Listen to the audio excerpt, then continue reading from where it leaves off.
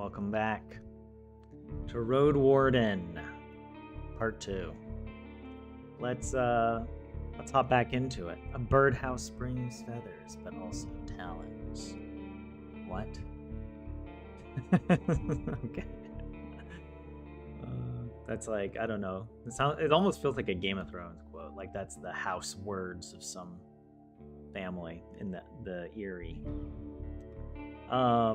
Let's continue our playthrough. Okay, here we go. Yep.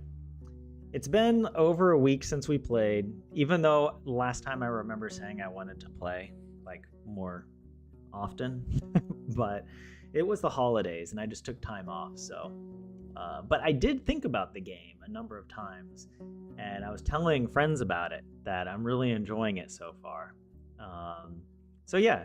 We'll see what I remember. I remember that I'm a mage and that we set off and I think we were trying to get to a location for a quest or something along those lines. Like we were sort of given a task to go get information from somebody or to find the previous Roadwarden, maybe. Well, I'm sure we'll figure things out. Let's continue here. Standing in front of the gate, you hear no voices. No tools at work, no steps. Dozens of birds live among the collapsed roofs. Their fluttering, singing, and squawking is free of worries. If you want to travel any further, you need to ride around the palisade. Searching the ruins may take a lot of time. The broken gate in the north will lead you to the village. The sound of a gentle river reaches you from the east, where you see a saggy fence surrounding an overgrown pasture. Behind the burnt building in the east, you see an oddly barren field. Okay, wait. I'm doing that thing where I can read, but I'm not really paying attention, or like I'm not registering it in my memory. But yeah, so we got some options here. It's quite empty, right? We don't hear anything, but we hear lots of birds and collapsed roofs. I have to ride around the palisade, but I could search the ruins. The gate will take me to the village, which I assume is the ruins, right? And I could also go east to a river and a pasture. And then behind the burnt buildings in the east, you see an oddly barren field. Okay, well, I'm more curious about what is behind the gate. I mean, I have to say I'm a little confused because if I move forward, isn't that also moving towards the gate? But don't overthink it, Tyler. Let's just see where things go. The palisade is in good shape, and the entrance wasn't even touched by the fire. It was torn away, possibly thrown. The amount of used force must have been huge, but you'd expect that it would push the gate into the village, not away from it. Huh. Okay, you don't see any marks of a dragon bite. A troll could toss such planks, but after so many years, you see no paw prints. A mage, you can't really tell. Okay, there's been a destructive force here, but it's a mystery. So maybe we can, we'll unravel it. Let's see. I move forward. Okay, now I can choose from a list. The southwest part of the village, I could look at the fields, the pasture, or the return to the southern gate. Well, let's explore the southwest part of the village. Let's just go in order. Like, I'm not smart enough to try and remember all the different directions. The buildings, some of which have collapsed, are made of wood, now charred and rotten. You spot claw marks on the walls, especially close to the doors and window frames. They could belong to a dragonling or a large wolf, larger than the gray ones, or a corpse eater. Too many options to make a guess. Yeah, I mean, we don't really know much about the lore of this world. Like, I know there are some strange creatures, but I imagine we'll find out more here in a bit. You find the remains of clothes, furniture, odds and ends. Only one object seems to be of use. A basket-like fish trap made of vines and willow branches. If a large fish swims into it, it won't be able to get out on its own. It's quite large, but I can fit it on my saddle. So I can just take this. A fish trap that I'll put on my saddle. All right. You feel a slight aching in your stomach. Where do you want to go? Oh man, there's too much. I inspect the palisade in the west. How about that?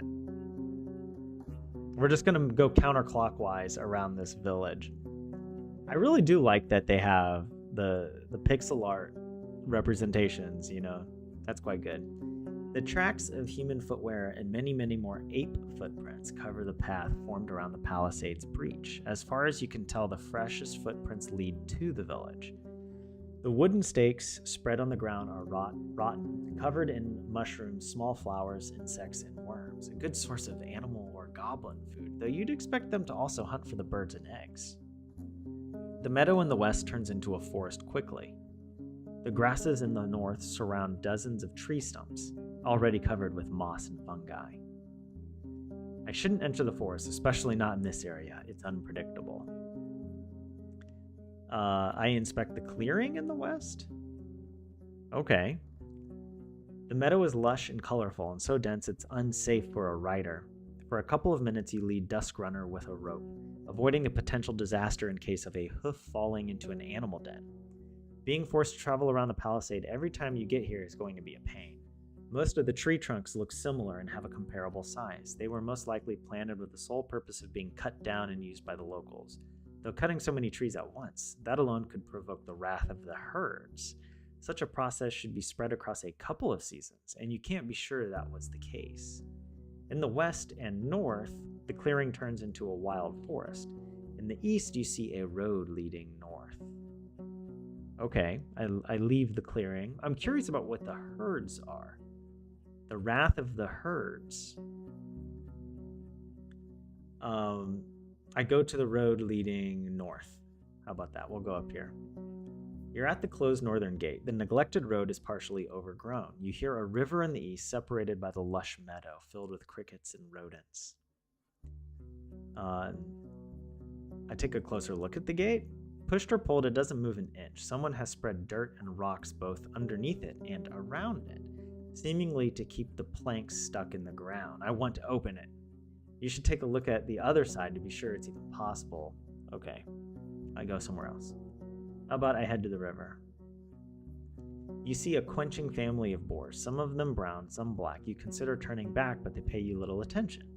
After a couple of grunts, they run north. The river is not too wide, yet unusually deep, with banks altered by the locals for decades, if not centuries. The water is cold and clean, yet filled with long plants growing from the bottom. You'd rather avoid jumping inside or drinking from it, but you're tempted to at least wash your face, neck, and hands. Dozens, if not hundreds, of small fish are looking for tasty leaves, but also try to avoid their predators, a dance of life completely unaware of your presence. You suddenly realize there's something else buried among the kelp. A rusty sickle sticking out of the ground, a couple of stone axes and hoes. The wooden handles in a large wagon are covered with moss, but you recognize their shapes. Why would someone drop them here? On the opposite bank, the meadow turns into a thick forest impenetrable for a rider. I could wash myself in the river, but I thought I just washed myself at the inn. Oh, I could set up a fish trap at the bank. How about I do that? That's probably a thrifty decision. You place the basket on the ground, then grab a bowl and start digging, looking for a few larger worms. You bait the stick and push it inside the basket, locking it between the sides, then cover the entrance with the lid, tying it together. It takes you a few good moments, but it will be easier later on. You attach the entire trap to a bush and push it into the stream, far enough that it sinks entirely. Who knows how long it will take before something large enough swims inside. Still, it would be better to not wait for too long, otherwise the prey may die of hunger. Okay. I explore the northwest part of the village. So it's like, I guess I was here, but I went all the way back around and inside, because I can't go through this gate on the north.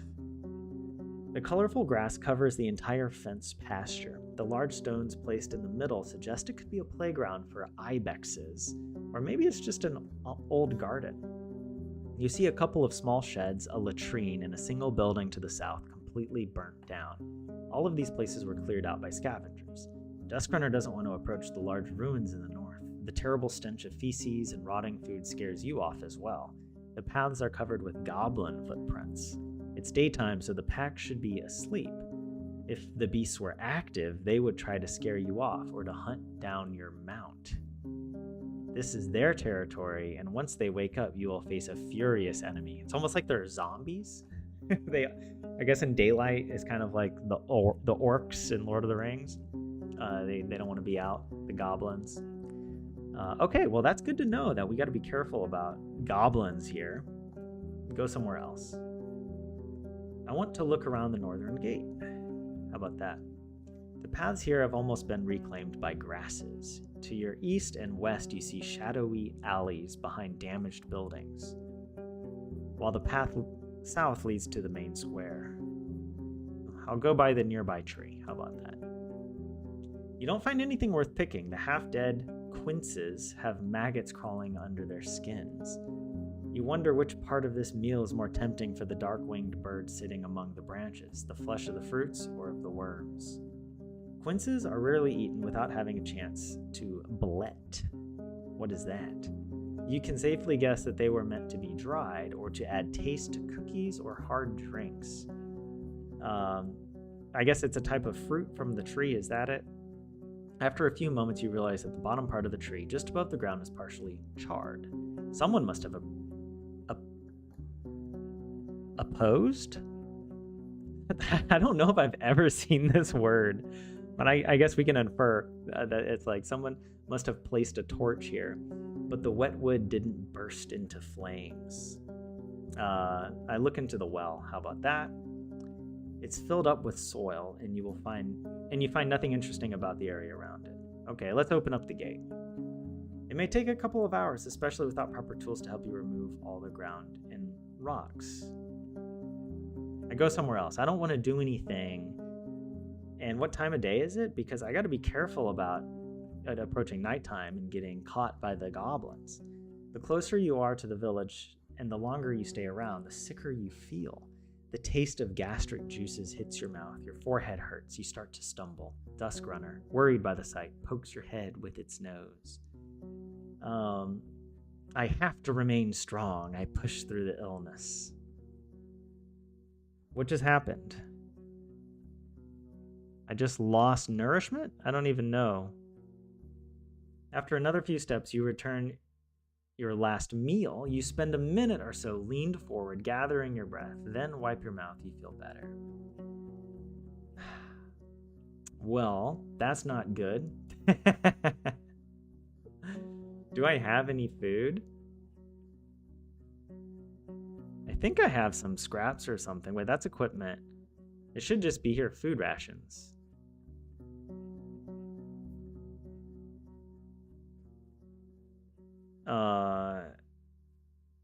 Can I eat it without taking a lot of time?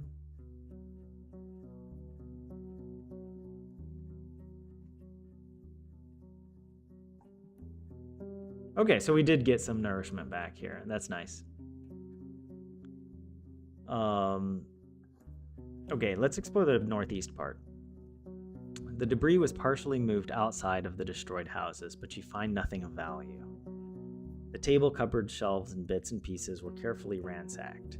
The wildly growing vegetables and herbs are the only remnants of the abandoned gardens. You spot fresh human footprints at the entrance to the latrine, most of which lead to and from the center of the village. You notice a set of simple tools leaned against a pile of rubble. A wooden spade and a shovel, a pointed stick, a hoe with a bone head, a stone axe.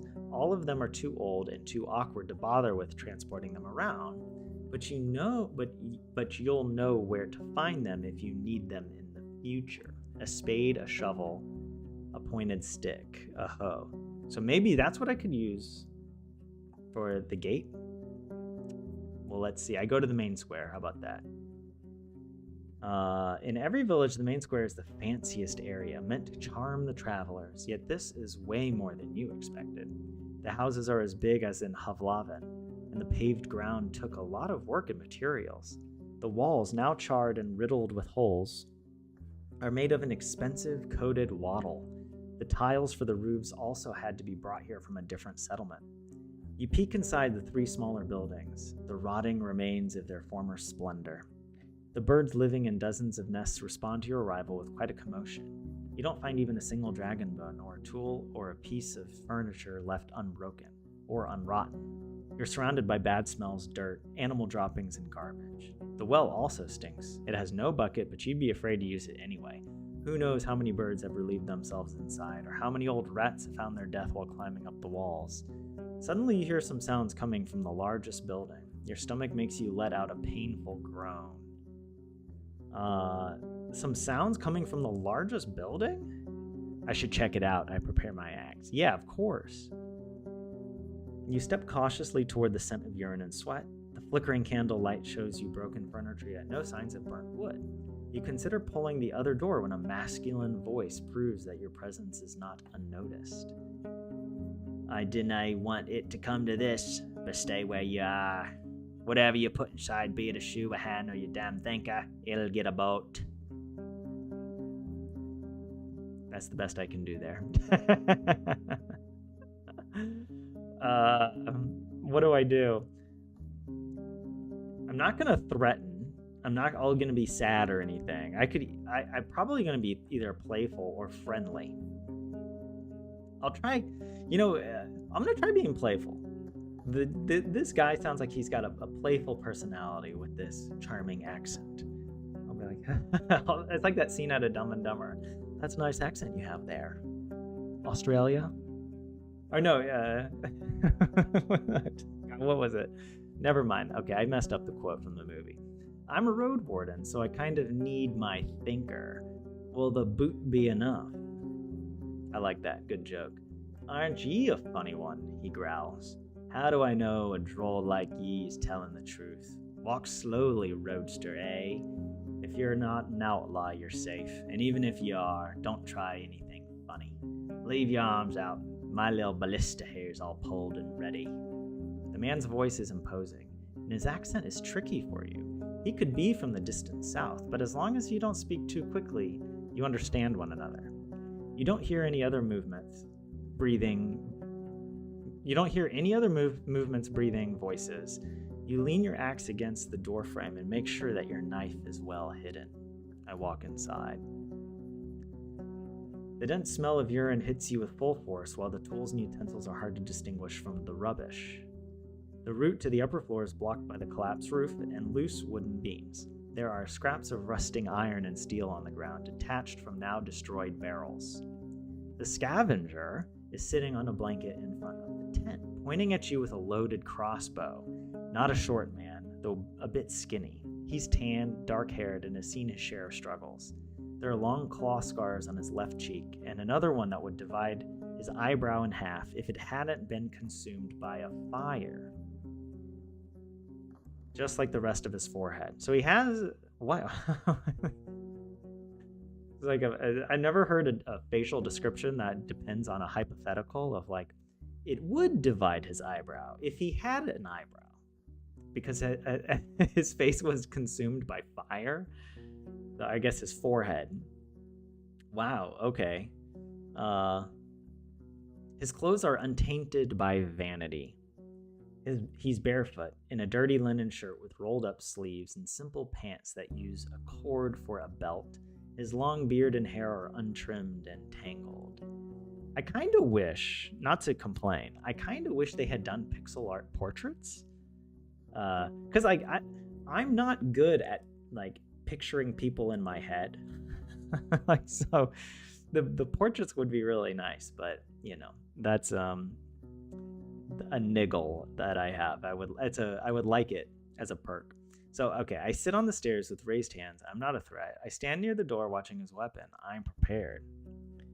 I'll do this. I'm not a threat. You wipe the dust off the steps, but before you sit down, you hear the man's annoyed voice. Now, don't get too homey. It's the only place here that's not just ashes and debris, and I'm not sharing it. You better ride ahead. I already pulled up whatever hasn't rotten. The candle lights are dancing on his burnt face and arms. He moves his crossbow just enough to make sure he won't shoot you by accident. I saw your horse. Maybe you can help me. What are you looking for in this place? You don't sound like you're from the north. And then I'm like talking, okay, I want to make sure no undead are crawling around. I need to get to know the peninsula if I'm going to patrol it. I'm short on dragon bones. wanted to see if there was anything left behind. I don't know why I would ask this guy for dragon bones. Like, he's like homeless. Can you help me out, bro? I was wondering what caused this place to collapse. That could be a good one. Or bandits. Looking for another Roadwarden, a man known as Asterion. How about I do that? I've never met him, but I surely heard this name many times. He vanished long before I got to the coast. At first, people were asking about him. Now they think he's dead. Listen, he scratches his thighs nervously. I'm hungry, so damn hungry I can't hunt or fish with all the 8 men around. Can you share anything, Roadster? I may be a drifter, but I wouldn't beg if I hadn't lost my bags on the road. Then I can either give him some like prune sausage and nuts, cereals and crackers. I could lie. I'll give him something. Here, cereals and crackers. How about that? With some water, you'll have a gruel. Like I'm generous, but not too generous. Like the sausage and whatever, I'm gonna save that. I gave away a food ration. He lets out a relieved breath. I may even boil it. After a moment of hesitation, he grabs a cracker. Without you, I would have to run after birds with my ballista, but I need to save the bolts for the 8 men. And because of those stinkers, I can't roast here, and raw meat makes me want to puke. Thank you. After a couple of solid bites, he puts your gifts in 2 wooden bowls. Now, Roadster, he says with a full mouth. If you have questions, ask. I'll say a lot to make you get me out of here. I should ask him what he wants. Where do you want to travel to now, and what will you give me for my help? Let me explain first, I was in Howler's Dell, the closest village to the east and north, and people there are nice, you know. Not like an old Pagos. They're all boring and grimmer than a crow. Why, they cry coin for everything. Damn good coin. I left, wanted to look around the road and see if there's anything left. Then moved to Pelt and hire the hunters to help me here. No luck. A bunch of griffs jumped my pack bird. I just bought it. He spits on the floor.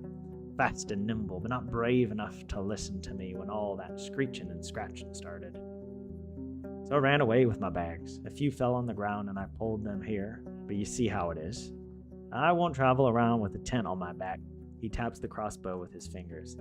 I need maybe a day more, just a day, and I'll have all the iron scrapped from the barrel so I can move forward. But I can't take all my stuff alone, and without me around, the 8 men are going to break in and steal all my shit. I need to stay here, but since you have a horse, come back tomorrow and help me return to Howler's Dell. How about it? I just need to know that the road's safe as it can be, I mean. What exactly do you want me to do? I need you to make sure there's no danger hiding on the road, from here to Howler's. Or rather, I know there is some danger. As long as ye can get there and safely return, I'm sure we can handle some roaming monsters. He theatrically rubs his hands together. This ballista's hit more beast skulls than I have fingers, and I've never lost a finger, Roadster. Only the toes.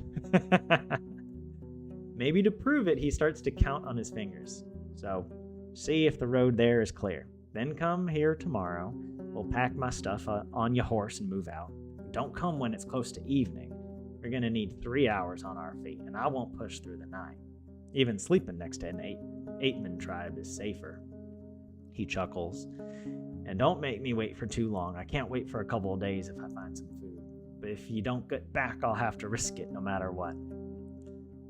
Why Howler's Dell? If you want to go south, we should travel to Pelt of the North. I mean, I see the point, but I've never been there. Can they afford my iron? Do they have means to pay for it? I need coins to find a handy bunch that will walk south with me, and I need a new staff and bolts. I know the village, it's a nice place, and even has a smithy of sorts. I had a chance to take a look, though. It's a large inn, a safe one. They seem to be rich and have enough hunters to guide you south. You can use iron to barter. Oh, hey, 27, what's up? Welcome in. Well, it's a shorter path, I guess. Fewer spots to get surrounded by corpsers. If you're sure it's the best option, fine. I'll trust a roadster's judgment. And then I say I don't work for free. I have ways to pay you, don't worry. I can give you dragons, but I have to sell the iron first, so I need a bit of time, you see. 5 for a short escort would be plenty, I'd say. But if you want, I'll give you a secret jar of mine. A very fine mixture that scares 8 men away. Works on pebblers, too. When you ask if all this stench of urine is somehow related to this potion, he just winks and chuckles. I'd also like to learn more about the villages you visited. He seems surprised. Also, I don't know. I think whatever original accent I gave him, I'm no longer able to do. I forgot. All my accents just turn into like a Southern American accent. That's the best I can do. All right.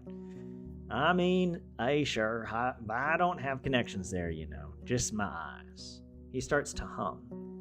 You know, a longer pause. When you get to Howler's, you'll meet the mayor there for sure. Face. And whatever you do, don't ask her where she got her coins from, eh? She's rich, stupid rich, but don't ask her how this happened. Trust me. Scratches his beard with a mournful look. Fine, it's a deal. I'm going to escort you. Good. Thanks, Roadster. Just come tomorrow. I'll make it worth your time.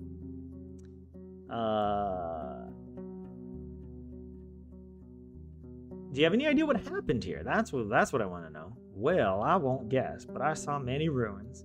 There's no treasure and skeletons here, so this place means as much as dirt. Someone was barking too loud, so the beast broke through and made them quiet again. He clicks his tongue. And that's that. Talking about nature's fury brings bad luck, don't you know?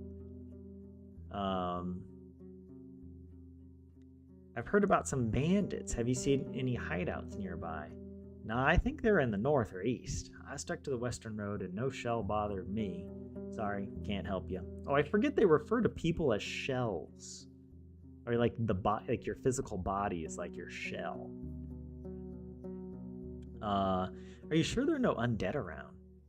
I've seen none. People say it's been less than 10 years since the herds came here. Okay, so they're undead herds. But I don't know if anyone bothered with raising the pyres. If not, the dead are all roaming in the forest now. He clicks his tongue with frustration. It may be that there's a walker somewhere under the debris, waiting to break through like a dragon in an egg. He looks straight at you. Aye, you better not dig. Fine, tell me about yourself. He gives you a sullen glance. What for? I've no legacy to keep alive in tales. I may tell you this and that after you take me out of here. Have you searched the entire village? You came to the wrong place. Time, moisture, and the damn borers devoured all the loot. I've been here for a couple of days now, and all that's left is this iron I carried here. I was planning to get back here with some hired muscle and clear the collapsed buildings, but I doubt it's worth the time and risk. The village makes me sick. Me too, in the guts and the thinker. Gets easier with time if you're patient. Must be the air, the smell of death and apeman piss. He pats his stomach while laughing. And then I'll say, all right, time for me to leave. I could explore the southeast part of the village. Let's see there. You find a small backyard. The ground is beaten. The grass grows only right next to the buildings. It would have been a fair spot for training dancers and fighters. The stakes of the palisade are covered with playful carvings left by children who were portraying monsters, weapons, and humans. The rubble's been pushed into the corners of the houses. The furniture's broken, but you find something of use in one of the piles, a slightly rusty piece of steel. Once you pull it out, you realize it's a coral for a crossbow, still usable. It won't be difficult to find a use for it. The closer you are to the village and the longer you stay around, the sicker you feel. The taste of gastric juices hits your mouth. All right, I'm not gonna push through the illness. We've already learned that we're gonna throw up, so I walk far away from the walls. Leaning on your mount, you go outside, keeping your mouth shut. After a few minutes, your eyes get clear. It may be better to leave or at least to stay away from the village for the rest of the day. Well, okay. I can inspect the fish trap tomorrow or later. Okay. I inspect the fields in the southwest. How about that? You're surrounded by what looks like a field plowed in late autumn, disturbed by hundreds of rains and snowfalls. There's a few clumps of grass and wheat, but a place like this one, abandoned for years, should already have turned itself into a green lea. A barren field. Maybe it was overused, but you would still expect the weeds to sprout. A curse? The path leading west from here ends at the edge of the field, shifting into a meadow, then a forest. What does the spell do?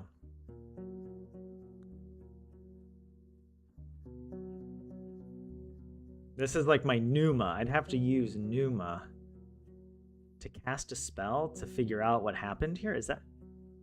What if I click? I'm just going to click it and see what happens. I use my amulets to see if there's Pneuma buried in this place. Sure, why not?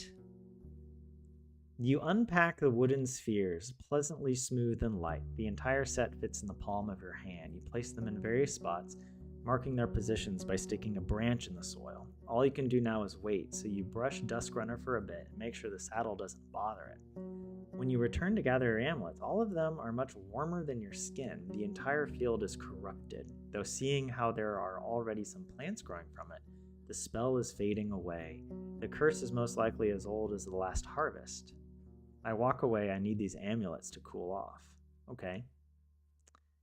And let's look at the pasture in the southeast. You don't find a single sign of the livestock that lived here in the past. Any bones, horns, antlers, or dung have already been devoured by the wilderness. The pasture ends at the river. On the opposite bank, the meadow turns into a thick forest, impenetrable for a rider. What are the chances that a herd of defenseless animals could get there and survive? The breach in the southern fence wasn't made by some brute force. You find axe cuts in the spots that were ultimately broken away. After all these years, there are no tracks that you could follow. I return to the main road. I return to the southern gate? I approach the building near the field. The broken logs and planks are charred, while the wooden walls are rotten and covered in moss. You see no ashes or dust, proving that the fire happened long ago.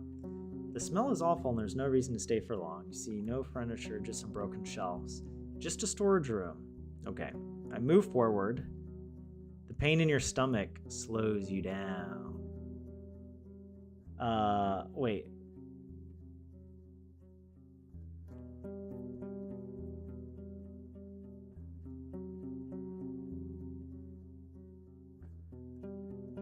You need 3 pieces of bathing equipment to get more out of this place. I don't want to wash. I already washed on the way over. But now I'm kind of confused. Like, what? There's no other... I don't have any other options? Unless I travel. Wait, I forgot that I have this option. The ruins.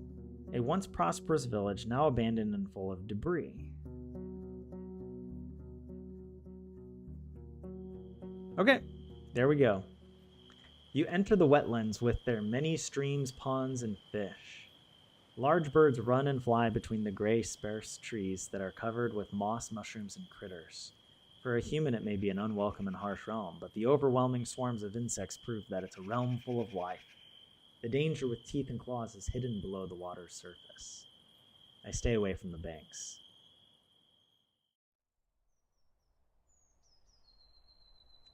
This plant shouldn't be alive, not without leaves.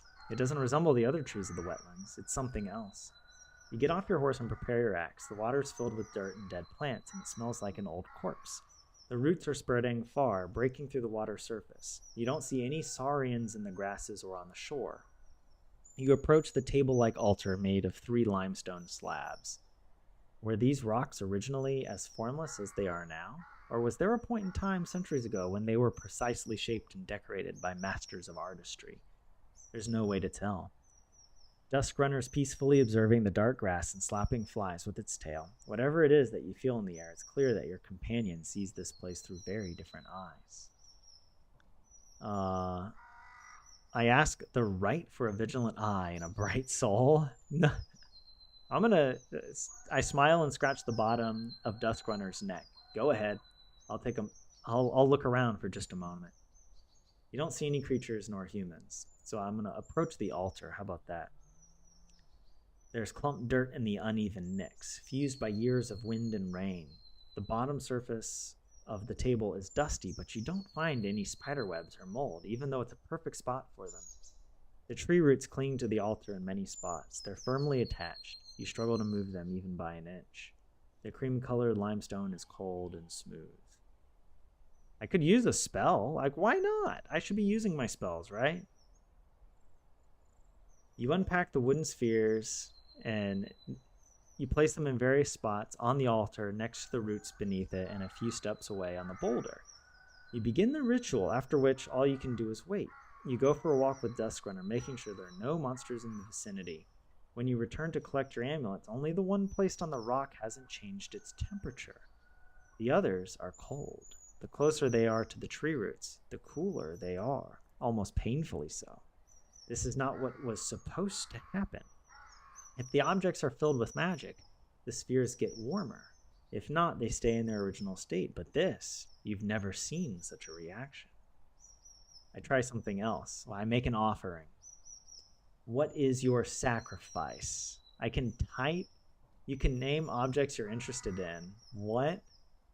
What if I type Duskrunner and I sacrifice my horse on this random altar?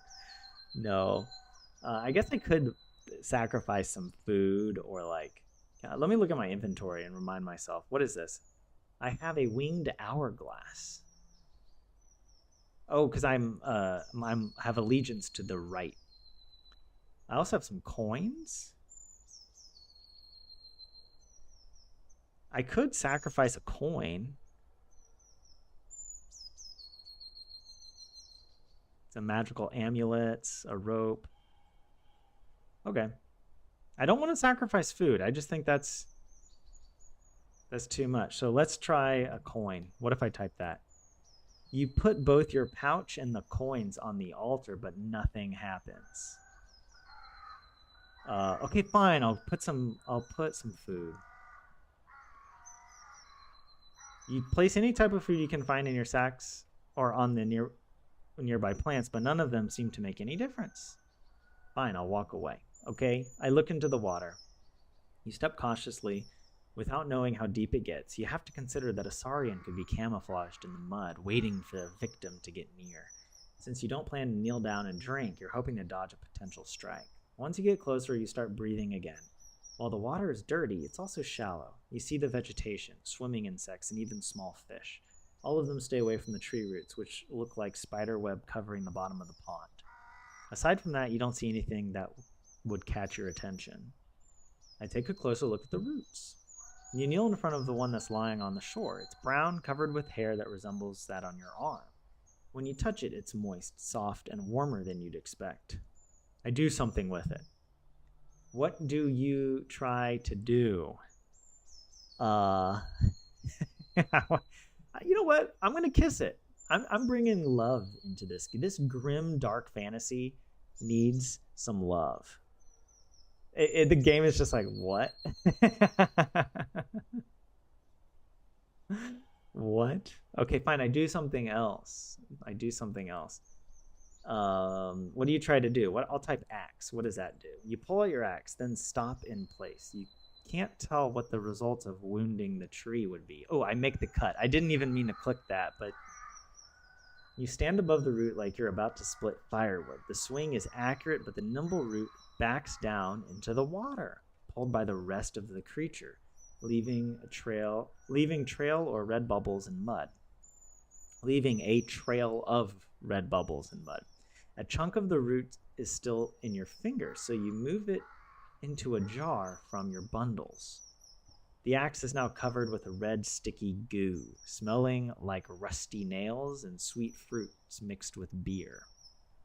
You reach for a water skin and wash the blade from the plant's juices. Alright, I walk away. You don't see any creatures or humans. I guess I approach the altar? I make the offering. The root. You either can't do that, or you don't have the off. What? I make an offering. I'll try a tree root. What about that? Fine, I walk away. Let's travel. Let's just keep traveling, because I don't know what else to do. What is this?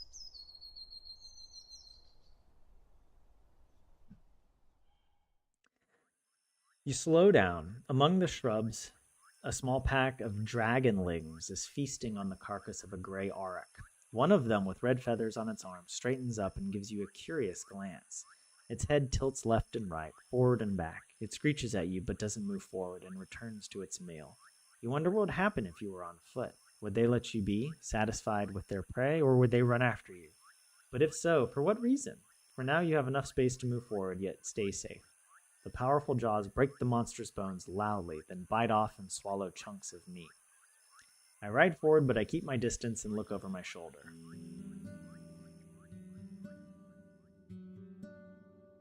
The beaten road serves your palfrey well. The forest to your left becomes sparse and brighter, and there are dozens of human-made paths among the fruit-bearing trees. On your right, there's a large pasture with at least a dozen massive mouflons. 2 of them, already sheared, look comically small. Soon after that, you ride alongside vast, flourishing fields filled with rye, still green, preparing itself patiently for the second harvest. The path ends with a massive wooden gate. The stone wall separating you from the glow of lights behind it isn't as tall as the roofs, but you can't imagine climbing to its top. There are pretty much no cracks, no missing bricks, a sign of many hours of labor, especially considering how massive the settlement is, as wide as the city district. The birds and monkeys are now just a distant echo, replaced with the sounds of carts, running, hammers, saws, laughter, and shouts. Finally, maybe I can rest here. A young man is leaning against the closed gate, covered by its shadow. He's young, tanned, and has a short, elegantly trimmed beard. Beneath the green gambeson, he wears an expensive tunic decorated with colorful trim. From his arm hangs a steel helmet, though the metal is so thin that it's mostly made of wool and leather. He moves into the light and takes on the posture of a disciplined soldier, not a mercenary. He's standing upright with his chin up. There are 2 weapons on the ground, leaning on the wooden beams of the gate, an axe made of steel and a wooden club. He doesn't reach for either. You dismount smoothly, still having some vigor left. Duskrunner holds its tail high. A narrow path leads north, toward 2 field workers, one with a hoe and one with a pitchfork. They wave to you. You can't see their faces, but their clothes are simple, gray pants and vests made from hemp and wool. I wave back. Why not? They talk for a bit, looking towards you and pointing at your mount, then walk away, disappearing behind the wall's corner. The guard smiles, yet avoids your eyes, and has to clear his throat before he speaks. Welcome, traveler. If you're here to make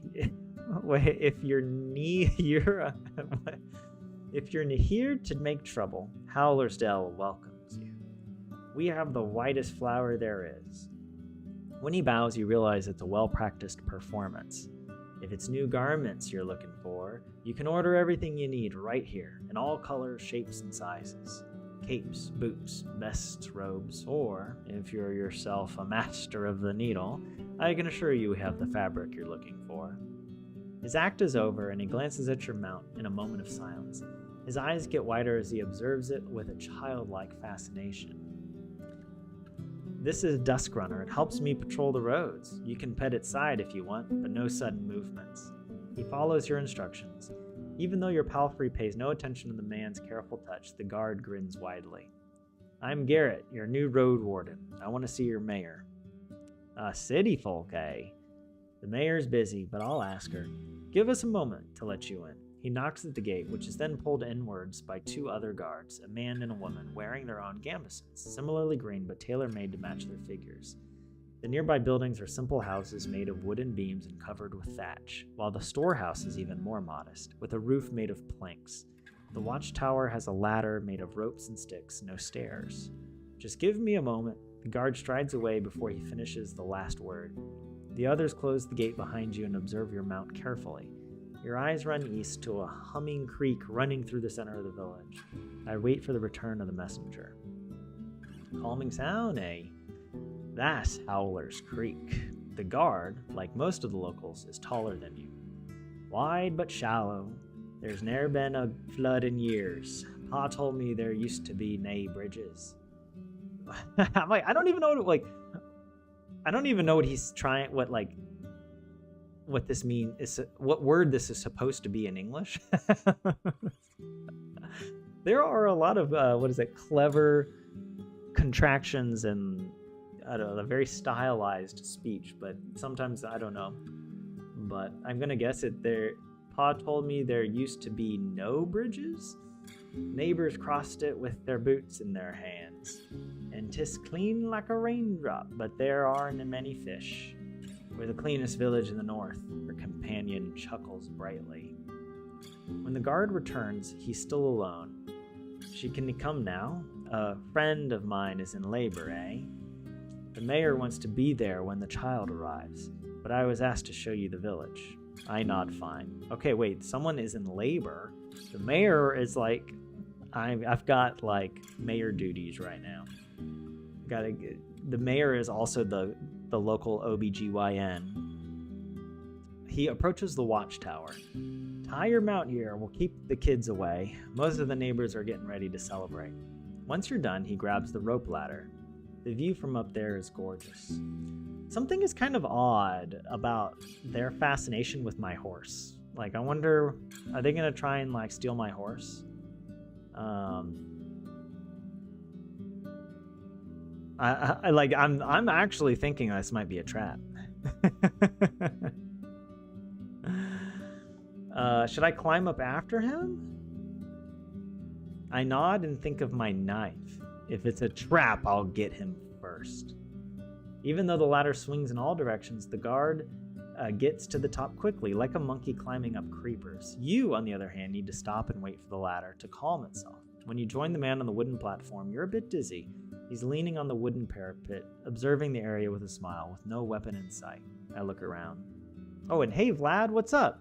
How are you? Nay is the Scottish form of no. Okay. I guess, yeah, maybe this is supposed to have more of a Scottish dialect if it's written that way. See, I can't do a Scottish accent. I just try to think of Braveheart.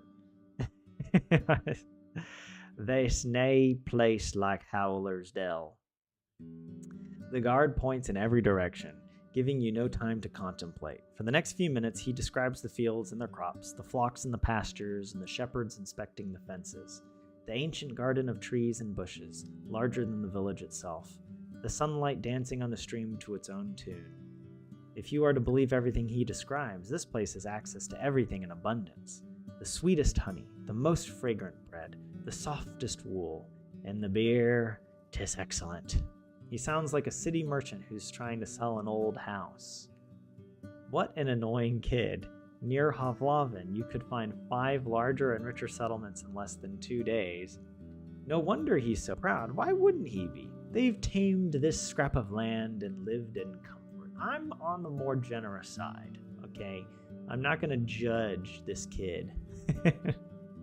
And I have no reason to think he's annoying. I mean, he's just passionate about his town. The islet in the middle connects both parts of the village. Okay, there's this river. That's interesting. And there's an islet, almost like Paris or something. According to the man, the northern gate is hardly ever opened, as it leads naywhere now. Near the eastern gate, there's the Ape Ale Inn, where you can find a bed and victuals. And this the stall where Akakios rewards our work. Unless we annoy him with pointless talk. He lets out a chuckle. On the opposite side of the creek, there's another white house. It belongs to Bion, the best clothier in the north. The priests live in the southeast near the wall, but they do not talk to strangers. You also hear about the hunter, the cooper, the fisher, the miller. The pie maker lives with his sister, the baker. The smith and her husband, the carpenter, live with their kids. Look, I'm not going to be able to remember all this. Some of the larger buildings could accommodate 2, maybe even 3 generations at once. There could be more than 100 dwellers here. You consider stopping his speech, but he suddenly points at the islet again. There, see? The mayor's coming, the one wearing purple. You're free to join her, traveler. Brave Herd, one of Mel Gibson's weird I hate English movies. Yeah. Let's Mel Gibson, I don't know. But the whole story around William Wallace, and Robert the Bruce, especially, I've enjoyed it. Actually, hold on, let me... I've got this book by Nigel Tranter, the Bruce Trilogy. That's actually really good. I've read the first book in the trilogy. And this is like the whole trilogy. This is not just the first. But a huge inspiration for George R.R. Martin and the Game of Thrones series. Like reading, this is the closest thing I found to the Song of Ice and Fire in its style and I don't know, the characterization and like, anyways. But hold on, I'm gonna take a quick break. I'll be right back.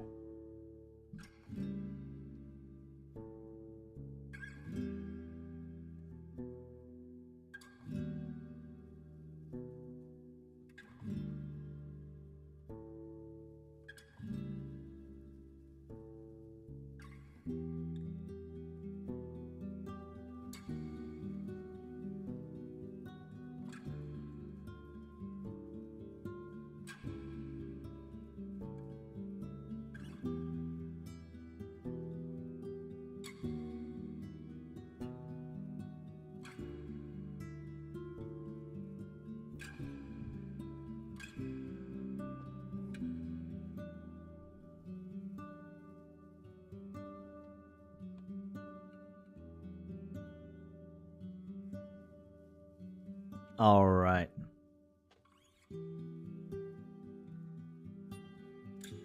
Let's continue. You try to get down quickly, but 2 steps are enough to make you sure that it's a bad idea. You wait for the ladder to find its balance. You're relieved when you touch the ground again. You untie your palfrey and follow the guard. You pass a small pasturage surrounded by a wooden fence, a few loose chickens, and a tethered boar. The fancier buildings are covered with whitewash coating and surrounded with vegetables, herbs, and flowers. I only left you alone for like 30 seconds, all right, 27? The bridges are wide enough to carry even a wagon, but for Duskrunner, walking on the wooden beams is far from pleasant. The islet is empty, but you notice an empty stall, painted with the shapes of colorful flowers. I walk over the second bridge. Along the entire path, you notice more and more people observing you, smiling, or casually greeting you as they're focusing on their own tasks. Finally, you reach the main square. A large tree grows in the center, surrounded by dark water, held together by a thin wall. Perfect for sitting, but the smell coming from the liquid makes you think of rotten eggs. The plant reminds you of the tree you saw in the south, next to the swamp altar. Wait. So, like, people are pretty nice. And there's this large tree? Where's the tree in the... Oh, is this the tree here? Or is it a different tree in the drawing? Anyways, in the north you see the Ape Ale Inn. Judging by the tables, stools, and benches outside of it, it's open for guests. The villagers are chatting and dining loudly, and you catch their curious glances. On the side of the dining area, the merchant's arguing with a tall, broad-shouldered worker. An old man is sitting by himself, eating a pie, with a walking stick leaning against the table. A young woman is cleaning the empty mugs in the creek, speaking with a man at least twice her age, maybe her father. I need a spot to tether Duskrunner. Was that a historical novel or a fantasy novel?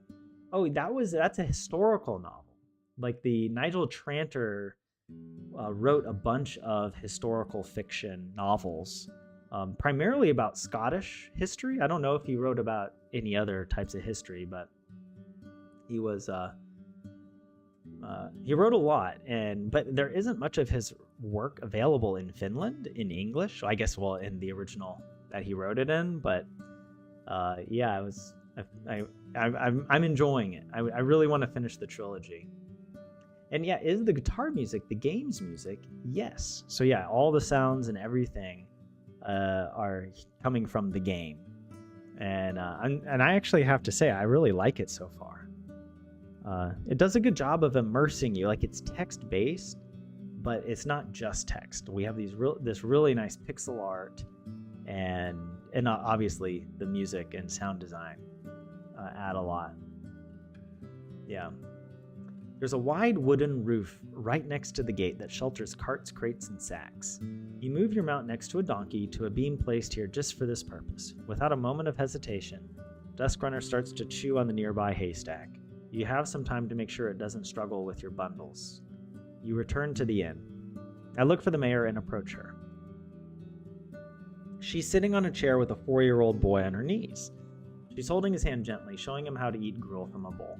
It's not a cheap meal, though. You spot nuts, berries, and milk, and the added honey makes it yellowish. The kid is clean and quiet, and once he notices your arrival, he crams his mouth with a spoonful of oats. Now, love, the mayor titters. Dooney get distracted. She rubs the meal off his face.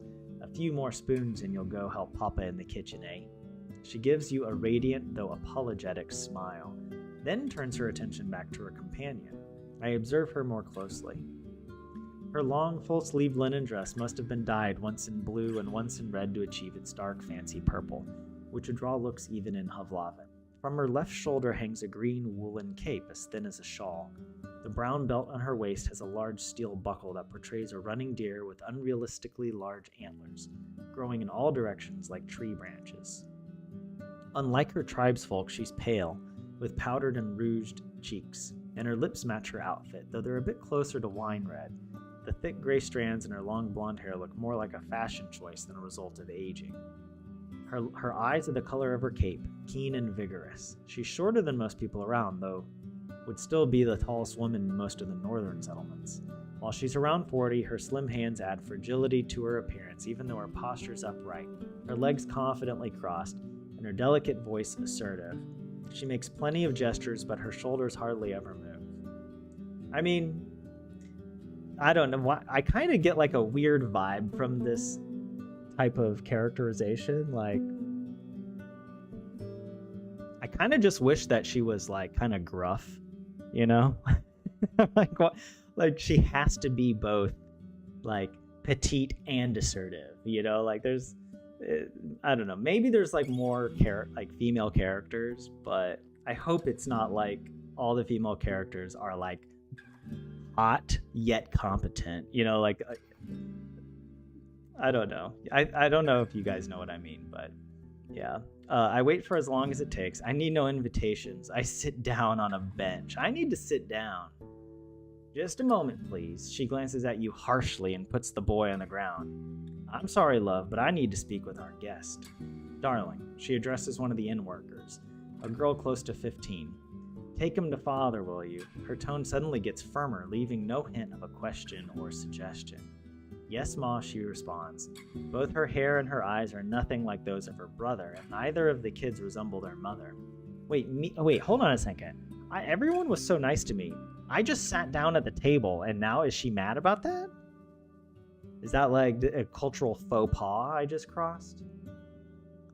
You have a love-hate relationship with guitar music, Vlad. You like the plucking sounds, but the sound that it makes when you move your fingers on the neck and scrape the strings gives you shivers. I know what you mean. I do know what you mean. I don't like that scrapey sound either. And now that you mention it, I can hear it.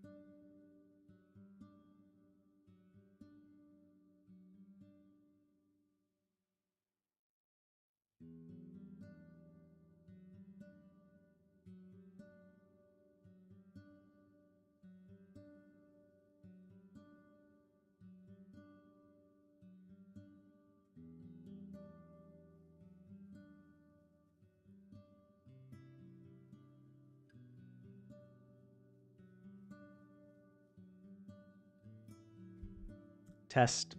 We're back. We're back. Thank you for letting me know, 27. Hopefully I wasn't muted too long. Although you did let me know earlier, Vlad. Oh, shoot. Yeah. Okay. Hopefully, well, you... Hey, well, fortunately, all the text is on screen, so... You didn't miss much. But yeah. I'm back now. I'm back, right? You guys can hear me. So you introduce yourself, confirm her suspicions.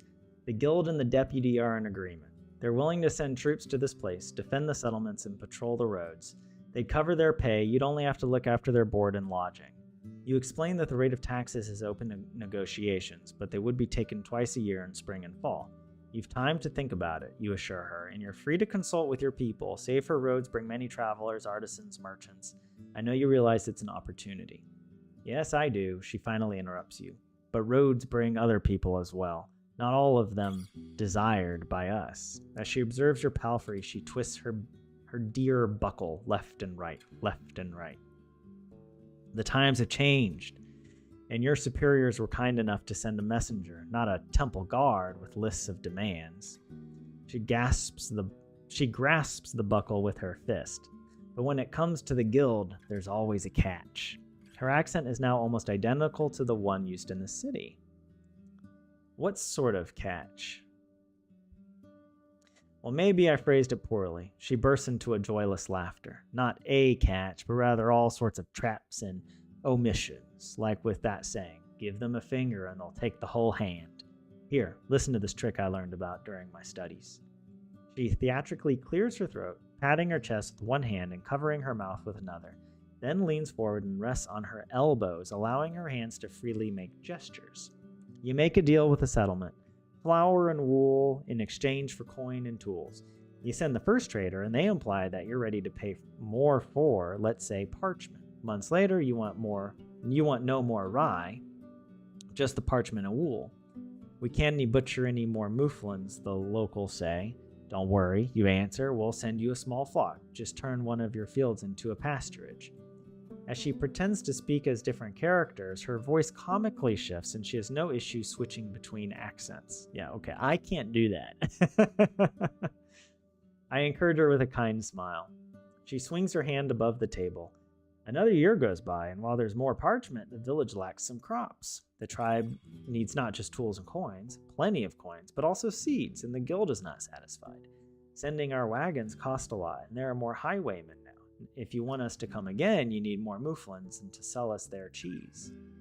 And guess what? With a haunting laugh, she straightens up and spreads her arms like someone a third her age. Turns out that the village can't say no anymore. They lack supplies, seeds, and land. They can't refuse. I'm just going to say I nod. She's right, and it's better not to say anything stupid. That's my go-to strategy in real life. But actually, I probably mostly say dumb things, so. What is it? Too bad YouTube streaming service is so limited. In Twitch, you could give a bit and that would trigger an alarm. Yeah, it's true. I wonder. Maybe I should look. I haven't investigated a lot of, I don't know, YouTube streaming stuff to see what features are available or that I could add. Maybe I could think about that and see. Anyways. The pause doesn't linger for long. I see we understand each other. Let's finish the introductions. I'm Thace, one of the keepers of the Ape Ale Inn, and the mayor of Howler's Dale. I assume it would be convenient for you to take my answer back to Havlavin. She wonders for a moment. Say, when could we expect the first caravan? After winter? It depends on what you can sell and what you want in return. While the conversation goes on, the food gets served, the refreshing aroma of roasted mutton, covered with a thick sauce made of mint, parsley, and honey, tempts you to bite right away. The juices are sinking into the round trencher, a plate made of simple brown bread. There's also a small bowl filled with chopped red radishes and a sliced boiled egg, and a mug filled with cold buttermilk. Buttermilk? Is that a different thing from than like I remember buttermilk for like for recipes, like for baking or cooking, and it's like super sour and gross. Like I don't know who would drink, or am I thinking of something else? I don't know. At least in the US, buttermilk is not something you would ever drink. Like it tastes awful. It's all brought by a few young people, all of them referring to the mayor as their mother. And in the end, the innkeeper himself shows up to wish you a good meal. He's wearing a clean orange tunic and a not-so-clean apron made of hemp. He politely introduces himself as Eric's, and after confirming you won't get sick from what he prepared, he leaves you and his wife to your conversation. Thace tears the meat into smaller pieces, then eats slowly, often expressing her enjoyment with a hum. Meanwhile, we get to the important stuff. Sounds like the nearby ground is fertile. The village would gladly pay its taxes in grain and vegetables with the expectation that a squad of soldiers would provide additional protection. Our youth is strong, she claims proudly, so we don't need your guards on our walls, but a lone Roadwarden won't keep the roads passable. We need fighters willing to patrol the paths, maybe even the heart of the woods. That's what we'd expect in return. You're not an expert when it comes to linen, cheese, and wool, so the mayor spends a good couple of minutes describing the outstanding quality of what the village has to offer, especially the clothes, which are meant to be as unique as those made by Master Crispus. You vaguely recognize the name of this tailor shoemaker, but you've never earned enough to pay him for as much as a single sleeve. And of course, we will never reject some steel and bronze. We lack alloys for sickles and scythes. She then repeats her question about starting a trade route. Truth be told, the guild is not sure what the peninsula has to offer. It's going to take more than your village, something I accidentally clicked. Understandable, but you won't find much in the other tribes. They have barely enough to survive, even after they trade for our crops. For we have the only decent soil in this realm. At least the people of Gale Rocks have salt and barrels of fish, while Creeks sells meat and wood. Actually, if you haven't been in Creeks yet, the farthest village in the northeast, you could give them a chance. She nods with a smile. They could use your help with keeping their roads safe. White Marshes, on the other hand, as well as Old Pagos, are close to worthless. For a trade route, that is. She clears her throat. After these words, she stands up, walks to another table, and offers her trencher to an elderly man who sits there by himself. With a trembling voice, he thanks her, then starts to chew on the soggy bread. She sits down, wipes her hand into a clean cloth, adjusts the fold of her cape, and once again crosses her legs. So tell me, Garrett, how is Havlavin? I haven't gathered much news since the invasion. All right, am I going to say things stay humble but are starting to look brighter, harbors full of life, and kids go strong? Or should I say sometimes better, sometimes worse? Not everyone has their own bed, but the new generation is ready to start their own fight. It's far from great. Children who lost their parents during the war have no trade in hand, and there's not enough settlements to send them away. Many people are unable to prosper. I actually don't remember that much about Havlavin if I'm supposed to know any of this. I'm gonna give her this answer. That is far from great. Just set the expectation low. You know? The village is empty, Black Death. Are you talking to ghosts? I don't know. Maybe. We'll find out. Apparently buttermilk is called kirnupiima in Finnish, and people do drink it. Your grandfather used to drink it.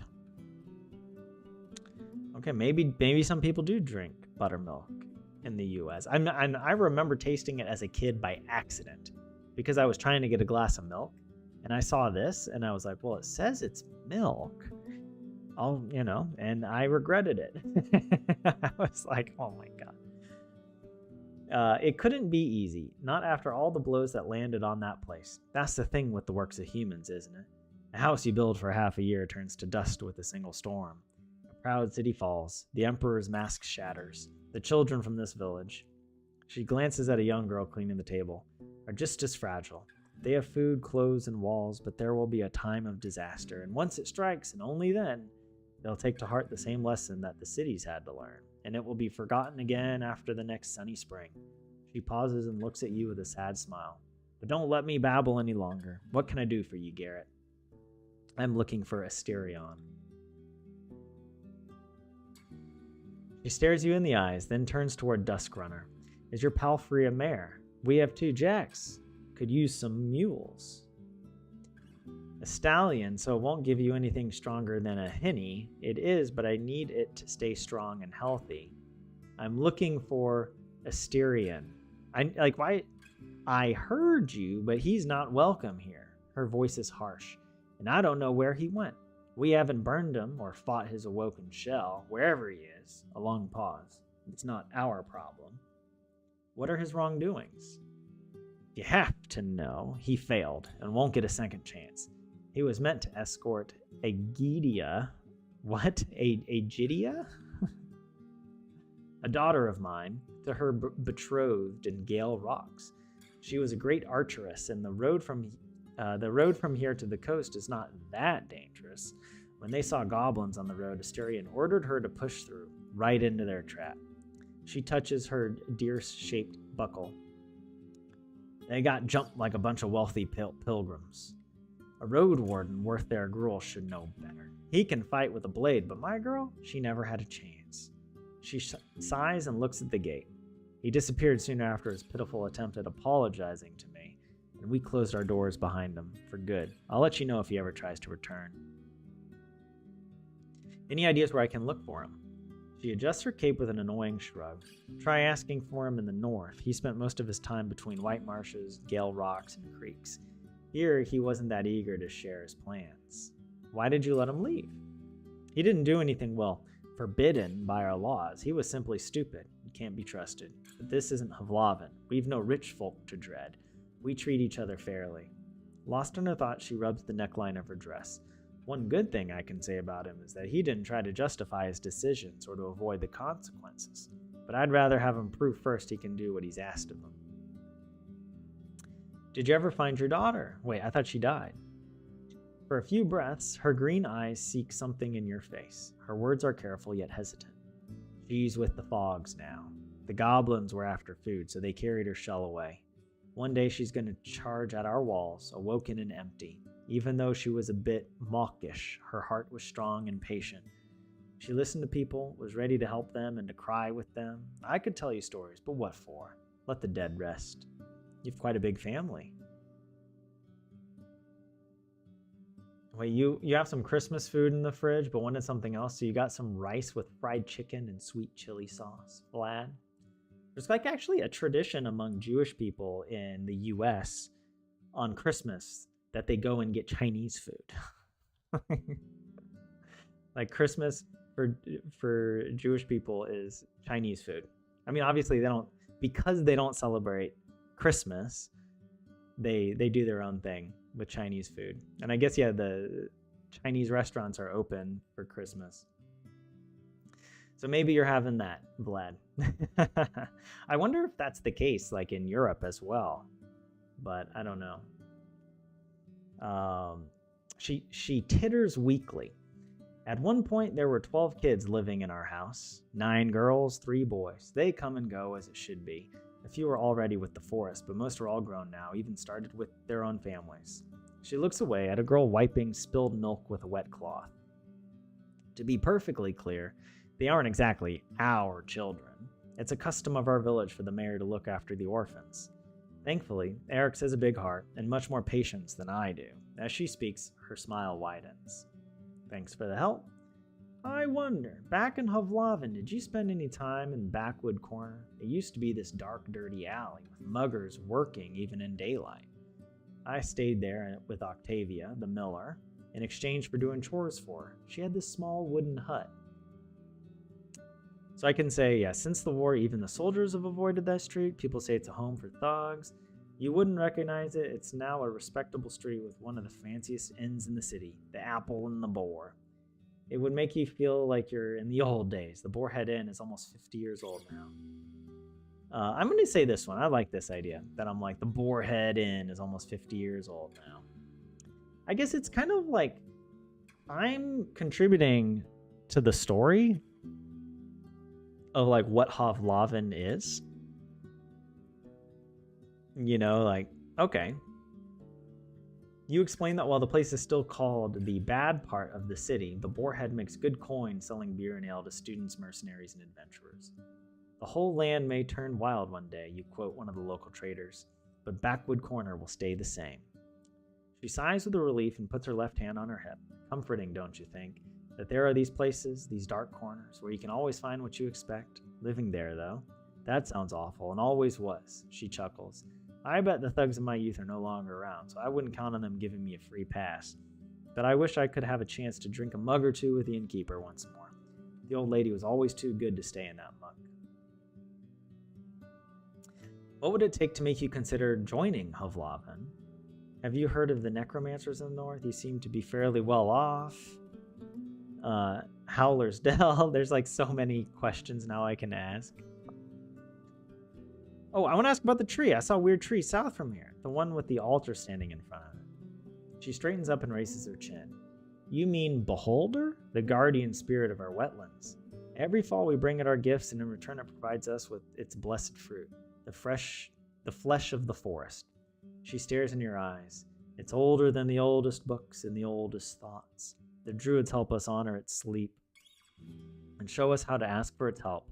Neither of these rituals, she scoffs, would be of use to you. What would it take to make you consider joining Hovlaven?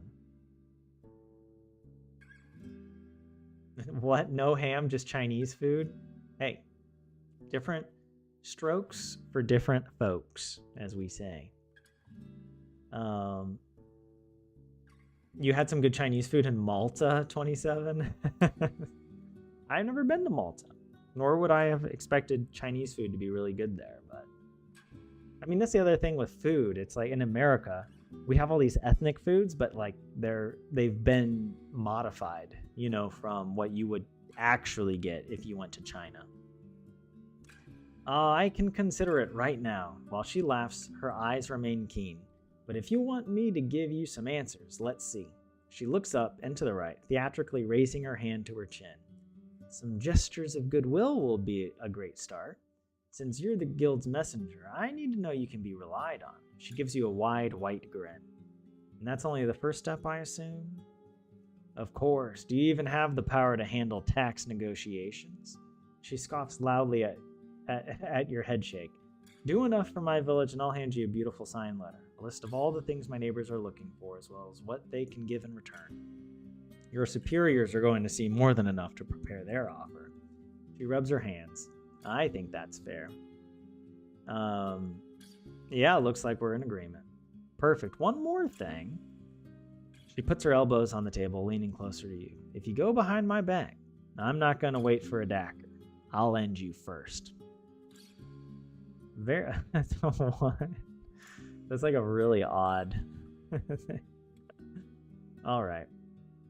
She rests her chin against her open palms, giving you a disarmingly warm smile. I'm sure people already know that we have a new Roadwarden. Maybe ask around to see if anyone needs your help. The more my neighbors trust you and need you, the more willing they'll be to offer you better pay. Let's start here. What can I do for you? So kind of you to ask. Before I ask you to run, let's see how you can walk, shall we? Her eyes wander left and right. She gestures for a nearby guard to move away. He nods, then gestures at a few other souls to follow him. While a few of the locals cast curious looks at you, they turn away as quickly as you notice them. The mayor's shiny green eyes are still locked on you, and her voice is close to a whisper. Since Asterian's disappearance, there's little trade on the roads, and not much news reaches us.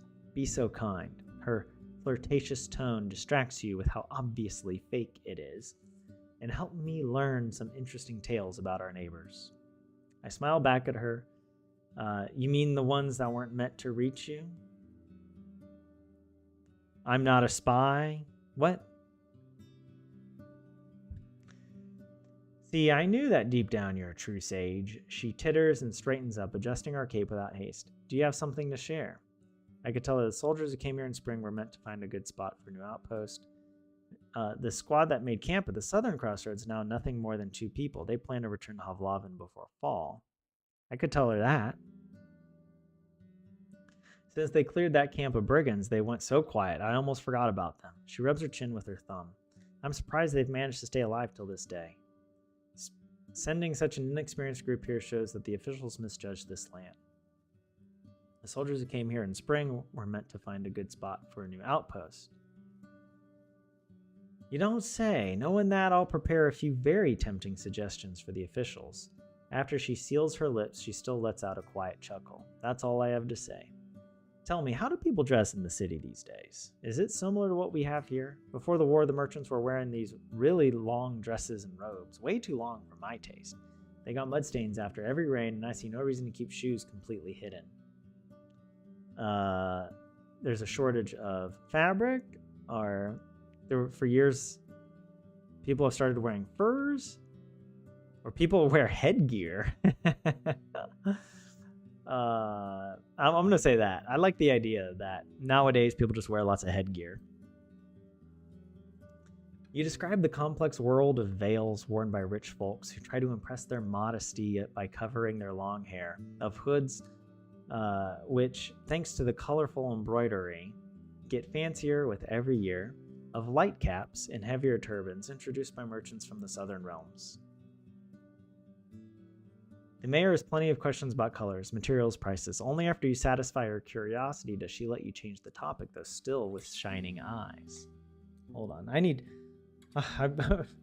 there's so much talking in this game. I gotta stay hydrated.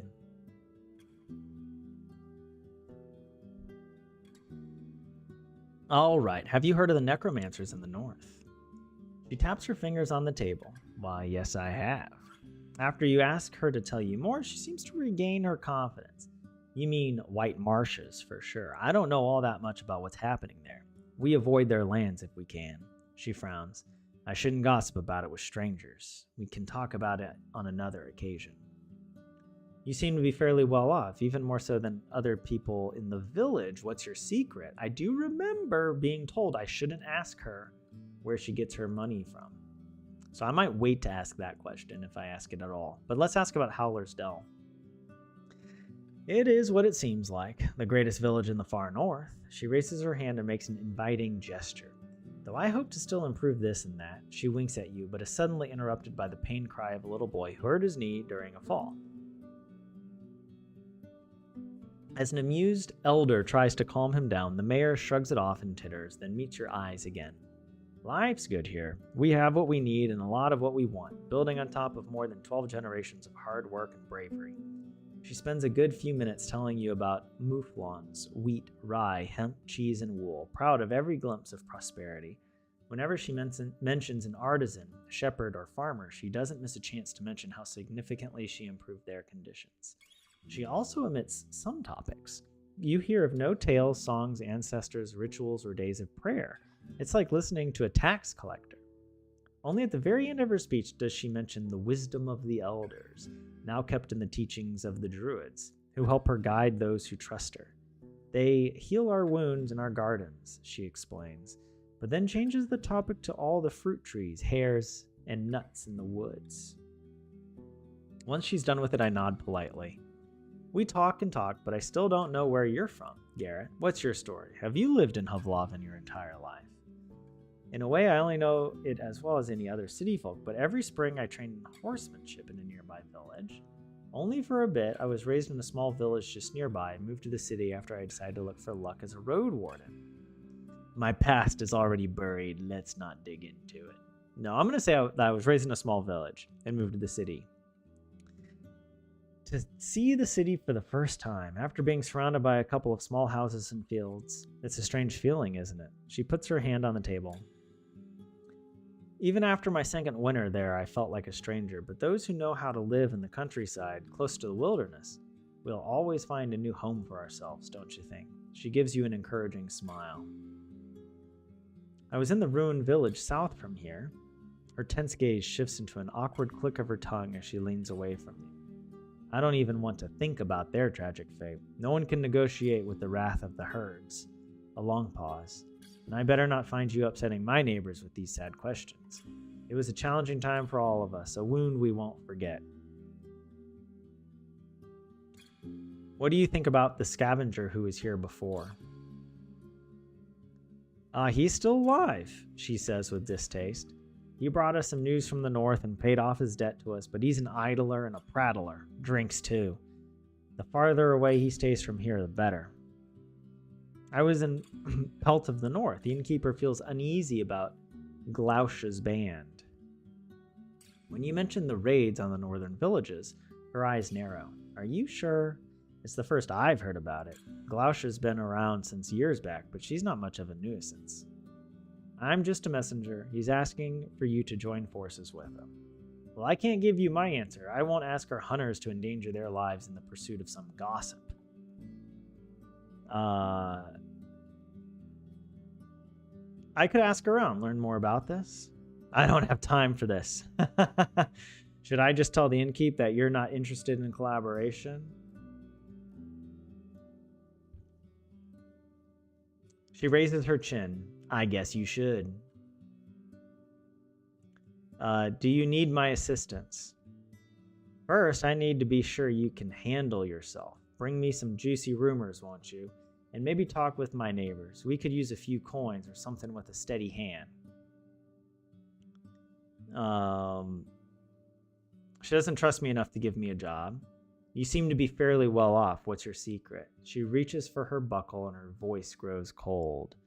There's no secret, traveler. There's hard work, risks and sacrifices, and the support of those that care about me. The good things that happen to me shine on my people just as much. Think about it before you mention it again. She adjusts her cape. All right, thanks for your time. You're in front of the Ape Ale Inn. I approach Eric's, the innkeeper. Even though the counter stands outdoors, it's not rotten or dirty. Oh, this is the counter over here. That's pretty cool. And you guess that, like the other furniture, it's brought inside every night. Eric's approaches you with a smile and leans on its surface with his fists. He's portly and even taller than his neighbors. He's got freckles, short gray hair, and an elegant beard. His long woolen orange tunic has a decorative cut right under the neck and loose braids at the edges. How can I help you, traveler? His accent is heavy, nothing like his wife's. He stomps with a heavy boot and looks around, as if he's just waiting to get back to his other tasks. His fingers are still dirty from weeding the garden. Do you have any food rations I could buy? Aye, I keep them in the hall. Smoked mutton, a sack of dried fruits, nuts, biscuits. We eat fresh here and pay with work. Coins are no worth much. When he thinks, his lips move as well. Let's say 1 ring for enough food to fill you for 2 days. In Havlavin, that kind of practice would buy you 3, even 4 times as much food. If you're in a mood for spending, I also have something special. Just give me a minute. He goes upstairs and returns with a small wooden box and a hand-long leather sheath. 'Tis a teeth set. You're afraid of what he's going to show you, but when he opens the box, you realize he meant teeth cleaning. See? He points at 3 different compartments: salt, cloves, and mint. You mix whatever you want here. The 4th holds only a small pestle made of polished stone. And here are the twigs you need. They'll last for months. Seeing you're not convinced, he takes a deep breath. Well, we do not let outsiders bathe in our creek, but give me 2 dragons and I'll ask my kids to get you in shape.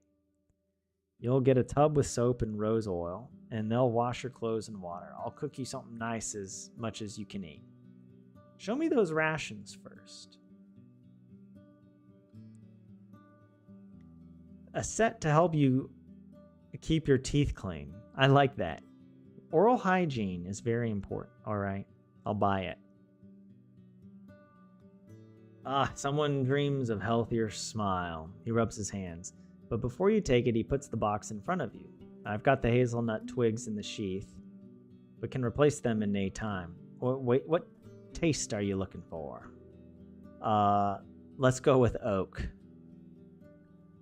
He disappears for a few minutes and returns with a couple of twigs, which he puts into the sheath. What else do you need? I could use a room. Sure thing, he nods. My kids keep it cleaner than you'd find in the city. Just tell me when you're ready. I need any rumors to share? Rumors? Really? I have my own things to worry about. Neighbors keep their own company. Better for everyone to seek help from a wife or the forest speakers. And a mug of ale. So no rumors, but maybe you've heard about someone who may need my help? You say it as if we expect travelers to get here any day now. I'll ask around. Come tomorrow. Have you had any interesting guests? I don't know. He scratches his beard. There was one vagabond, but he was not here for long and didn't do much. A timid fellow, talks loudly but afraid of everything, especially the guards. His face was touched by flames. He has a big ballista.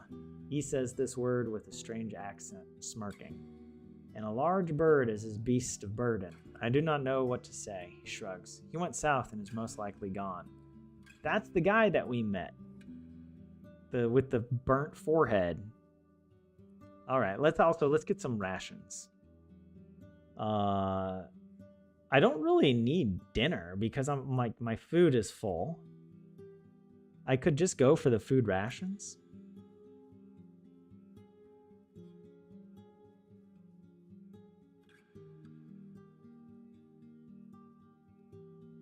How many of these can I buy? Well, okay, I probably shouldn't buy too much food, but I am worried about food more than anything. Okay. Get me out of this menu. Okay, there we go. Let's talk to Akakios, the trader. The man behind the counter is inspecting a sack of white flour, mumbling to himself and occasionally cursing. The other locals walk away, giving you space to talk trade in peace. Weevils. He points at a little dark blue insect that's trying to flee. Shit me fire, 'twas ground a few days ago. Any pies for us tomorrow, looks like. He puts the sack on the ground. I'll take care of it later. A Roadwarden, eh? Eva the mayor cared enough to see you and kids are lining up to look at your horse. Strangers are like ghosts to them now. He's wearing a simple brown robe with no hood, a rope instead of a belt, and modest trim made of green thread. It barely reaches below his knees, revealing his sandals and crude pants made of linen. At the same time, it's way too large for him and hangs from him like a bag. He looks like a poor vendor from Havlaven. He stands sideways to you with legs crossed, leaning on the counter with one hand and keeping the other one on his hip. He's around 40, short and a bit greasy, with a humble beard and hair. His fingers are unusually long. I'll be friendly. You're a trader, I assume. I guess we'll see each other often. Are you a trader? For my neighbors, the treasurer. Name's Akakios. Everyone brings here what they have in abundance, and I either sell it to travelers or divide it among the workers, builders, artisans. These things here are mine. He runs his hands over the crates and barrels. But I can show you our wares if you want. But do not ask me for better prices just because you're a traveler. I need to explain myself for every deal I make, or Thace will laugh at me all the way to the pyre. I don't need furniture or barrels of food. Do you have anything of use for a traveler? It's hard to say, eh? What do travelers need? He clears his throat and turns away to have a look at his store. While some of the crates and barrels are empty, they carry an assortment of odds and ends. Tools made of wood and stone, pots, mugs, seeds, vegetables, fabric. It takes him a few minutes to look through the wares. He puts 3 packages on the countertop, and as he unwraps the first one, you recognize what it is by the shape alone. Tell me this is not a beauty. He chuckles and lets you hold the shiny battle axe. The haft is long, but the head is light. I know what you're thinking. Your eyes say everything. He praises the weapon loudly, but you barely listen to him. You see your reflection in the unused blade, as sharp as they get. You're not a smith, but you see not a spot of rust. When you take a swing, it takes hardly any effort. The leather straps holding the pieces together are just a decoration, and the handle is as smooth as glass and perfectly fits into your hand. The man chuckles. You like it, eh? Now I doubt you can afford it, but don't worry, that's not all I have. Look at the rest of his stuff. His long fingers tap against the parchment windows of a lantern. Its frame is cheap, made of oak. "'Tis glued and 'tis quiet," he says, while shaking it in the air. "Not as fancy as the iron ones with oil, but you can carry it in caves without luring all the corpse eaters and goblins. Perfect for a traveler. Just take a look." Inside the lantern, you find a place for a candle. Not a great match for people living in wooden houses. Hide and glue are not easy to make, but I'll not ask for more than 4 rings. The last sack is as wide as a saddle and 3 hands tall. It contains a whole bunch of undyed linen sheets. We usually keep them for traders, but we could use a few dragon rings, and who knows if there's ever going to be a next caravan. He gives you a long look. Interested? To Depends on what you want for it. Which I can't buy any of this. Like, yeah, like, when am I gonna be able to buy this stuff? I don't know. I've only got two rings, or dragon coins, whatever they are. I bring goods to sell? He gestures for you to gather your things. This junk does not interest me. We're looking for what we can not make by ourselves, like iron or enchanted items. Next time, maybe? Fine. What can you tell me about Asterion? That ever though he was here more than once, he did not leave much behind. Smelly hoarder. He looks around, then spits on the ground. At least he bought a blade from me. Do you remember what blade it was? Sure, it was a special one, a sickle sword, with a tip wider than 'twas at the grip. Long as from the fingers to shoulder tip. Not a sword, not a knife, single-edged. Brought his own steel to melt for it. What's it good for? Fencing? More for cutting bushes, creepers, roots. Will not fell a tree, but 'tis a fine tool. He nods to a passerby, but his smile disappears as quickly as it had shown up. Pathfinders use it. My pa used to have one as well. He chopped nuts with it. Nuts and mouflons. So he took it to the wilderness. He shrugs. Pretty much anywhere. There are hills from here to the coast and bogs in the north, and the heart of the woods. Cannot help you with it. Do you need any help? I could use a job. No, what? There's something urgent. I need a medicament for my daughter. No, not that she's hurt or anything. He raises his open palms as if to show that he's not holding a knife.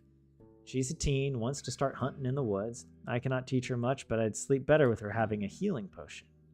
You have, he hesitates, almost 19 days. Bring me the potion before the last dusk, and I'll pay you 5 dragon rings. Wait, 19 days? Is this story supposed to last more than 19 days? Because every day is like 4 hours of real-time play.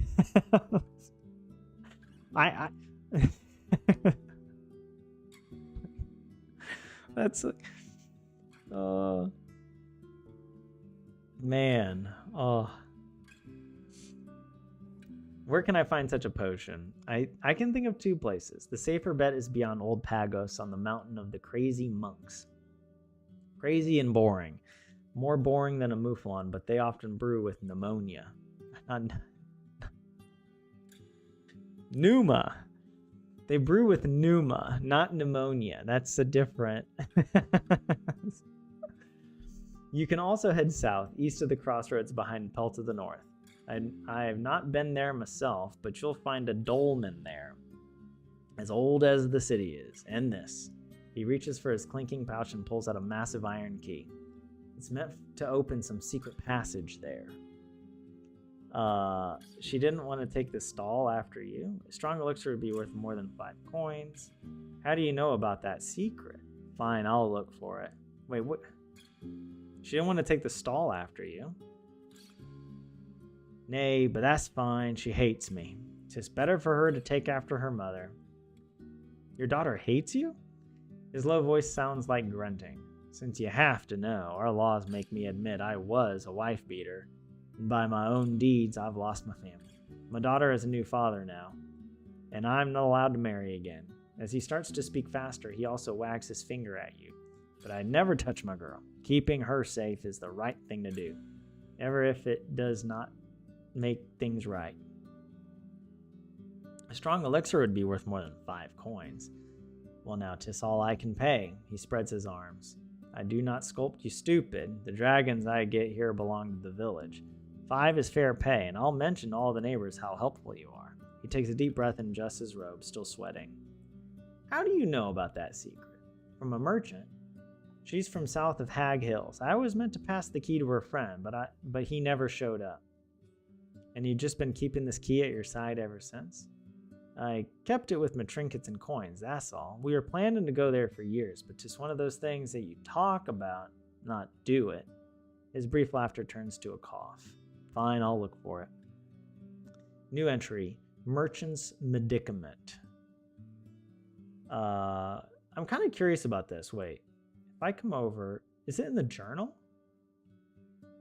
Okay, yeah, so here in the journal are quests, notes.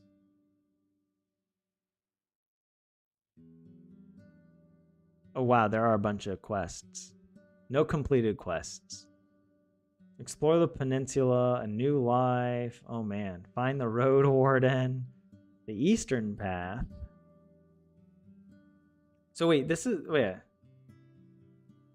people from Creeks, a hunting village in the far north, have some issues. Escort the scavenger. He needs another day, so I'll go back maybe the day after. Glausha. Yeah, Pelt's Innkeep. I'll bring her response.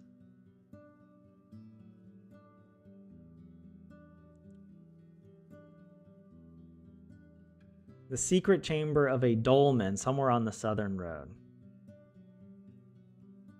Yeah. Oh, wow. There's a lot. There's a lot to this game. What? I have the wrong mindset, Vlad? This is the Middle Ages? 19 days is like express delivery? Look, I'm not against the timeline in the context of the story world.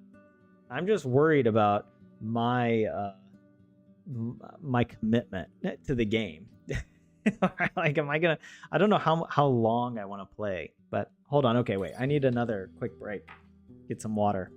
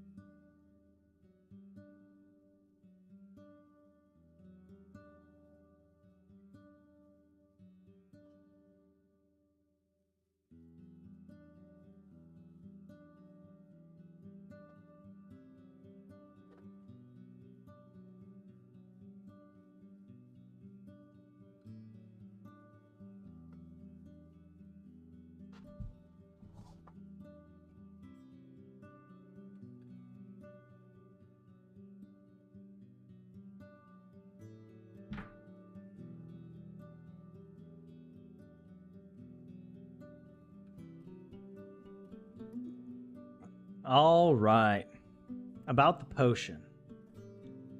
Did you get it? Soon.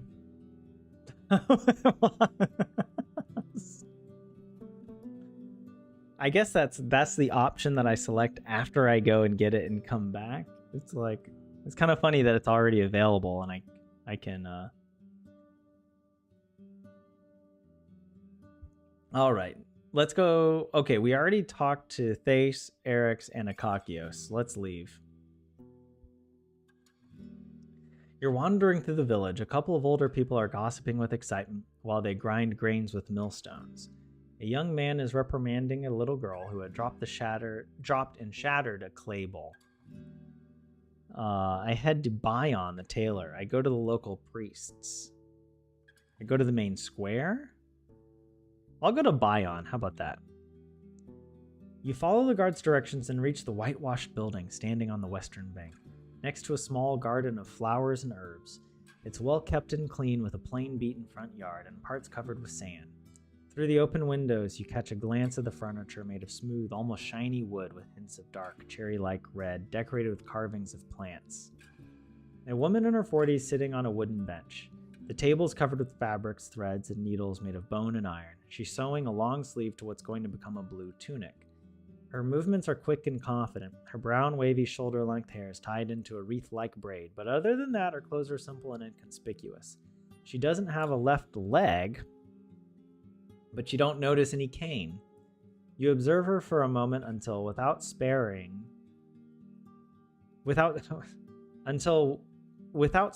you so much as a glance, she encourages you to speak with a grunt. I'm looking for a tailor. You found one. Her voice is low and she doesn't stop her work. Name's Bion. Could you answer a couple of questions?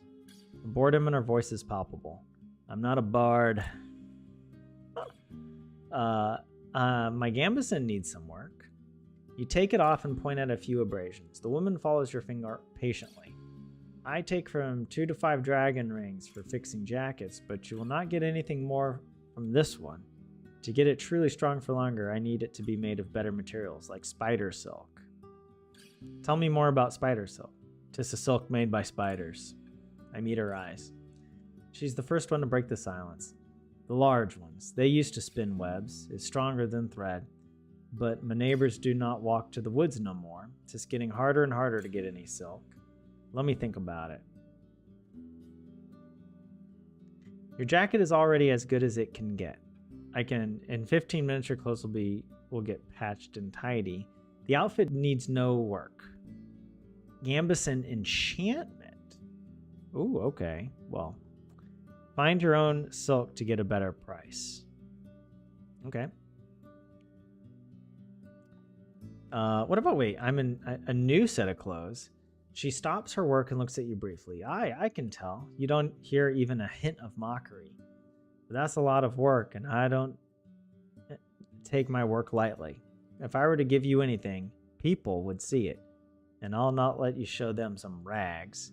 And by that, you mean your prices are high. You reach for a pouch, and she answers with a nod. It'll take me a day or so to finish in a fine fabric. Your city clothes are, she frowns, just fine for the wilderness, I guess. What I'll give you is, why can't I read this? What I'll give you is for the time with lamb meat and mead, not pathfinding. The longer the outfit you want, the higher the price. Though I'll consider the things people say about you as well. Fine, let's discuss it. Well, I can't buy any of this. A fancy tunic, a fancy robe, a fancy dress. All right, good luck. I'll go to the priests now. You head south of the dead tree in the main square. Before you get to the second thatched building, a large man stands up from a bench and gets into your way. He's close to 50, taller than most people you've seen in your life, broad-shouldered. His hair and short beard are brown, matching his elegant woolen robe. A thick club is attached to his right wrist with a leather strap. He left his sandals by his sitting spot. Many want to speak with our guides and teachers. He speaks with a solemn, strong voice. But you're not welcome here. Turn back, stranger. I'm your new Roadwarden. Are you sure that no souls here need my assistance? His harsh look softens. We can handle ourselves. If that changes, Elpis will summon you. Can I know why? You can. He swings his polished, heavy weapon. You're from the outside and cannot be trusted. The boors and slaves of the United Church would crush us if they had a chance. Before we allow you to spy on us, we need to be sure it's worth it. I'm not a spy. I don't believe you. I don't want any trouble. He shrugs. Travelers bring their problems on others. Their will means nothing. So be it. Okay, alright, the druids won't agree to see me. That is fine. It's too late to ask the locals about work? Oh, I guess I should go to sleep. You approach the inn. It's getting darker, but not much colder. More than a dozen locals are gathered at or by the tables playing dice or other games, drinking, eating supper, or simply chatting. The innkeeper is standing behind his counter, filling mugs with beer or buttermilk, while his daughter is cleaning the tables with a wet cloth and carrying around a bucket of stream water. Thace is standing near the bank, giving commands to a group of armored guards. The trader's packing his goods, though with no rush. He's talking with a man who's sewing sacks on a nearby stool. What? Didn't I already talk to Thace? Yeah. I need to go to the innkeeper. How about that? Oh, sleep. It's over here. I gotta press sleep. Sleep on a mouflon pelt versus sleeping in a room. I think sleeping in a room is gonna be better. Because, like, okay, obviously is better, but it might be worth it, I think. Because I would gain a lot more. What is the star again? Appearance.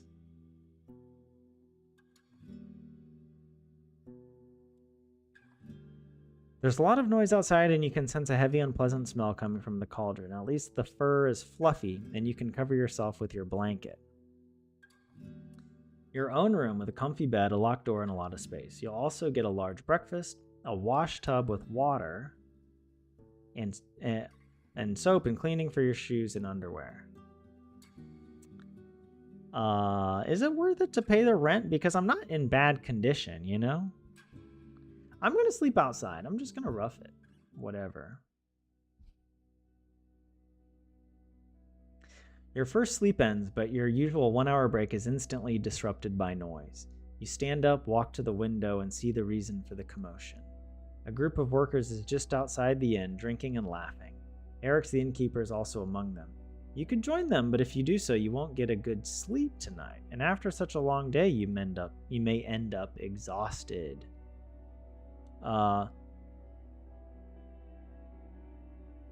There's a group of workers? I just want to rest.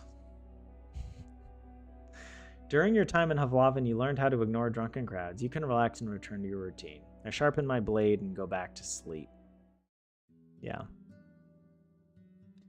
I mean, it's already quite interesting I'm thinking if you replay this game, how different it could go. You know, all of these little decisions, like I wonder if I replay it and I go and and you go out and see what happens, who those people were, and like maybe they give you a quest or something.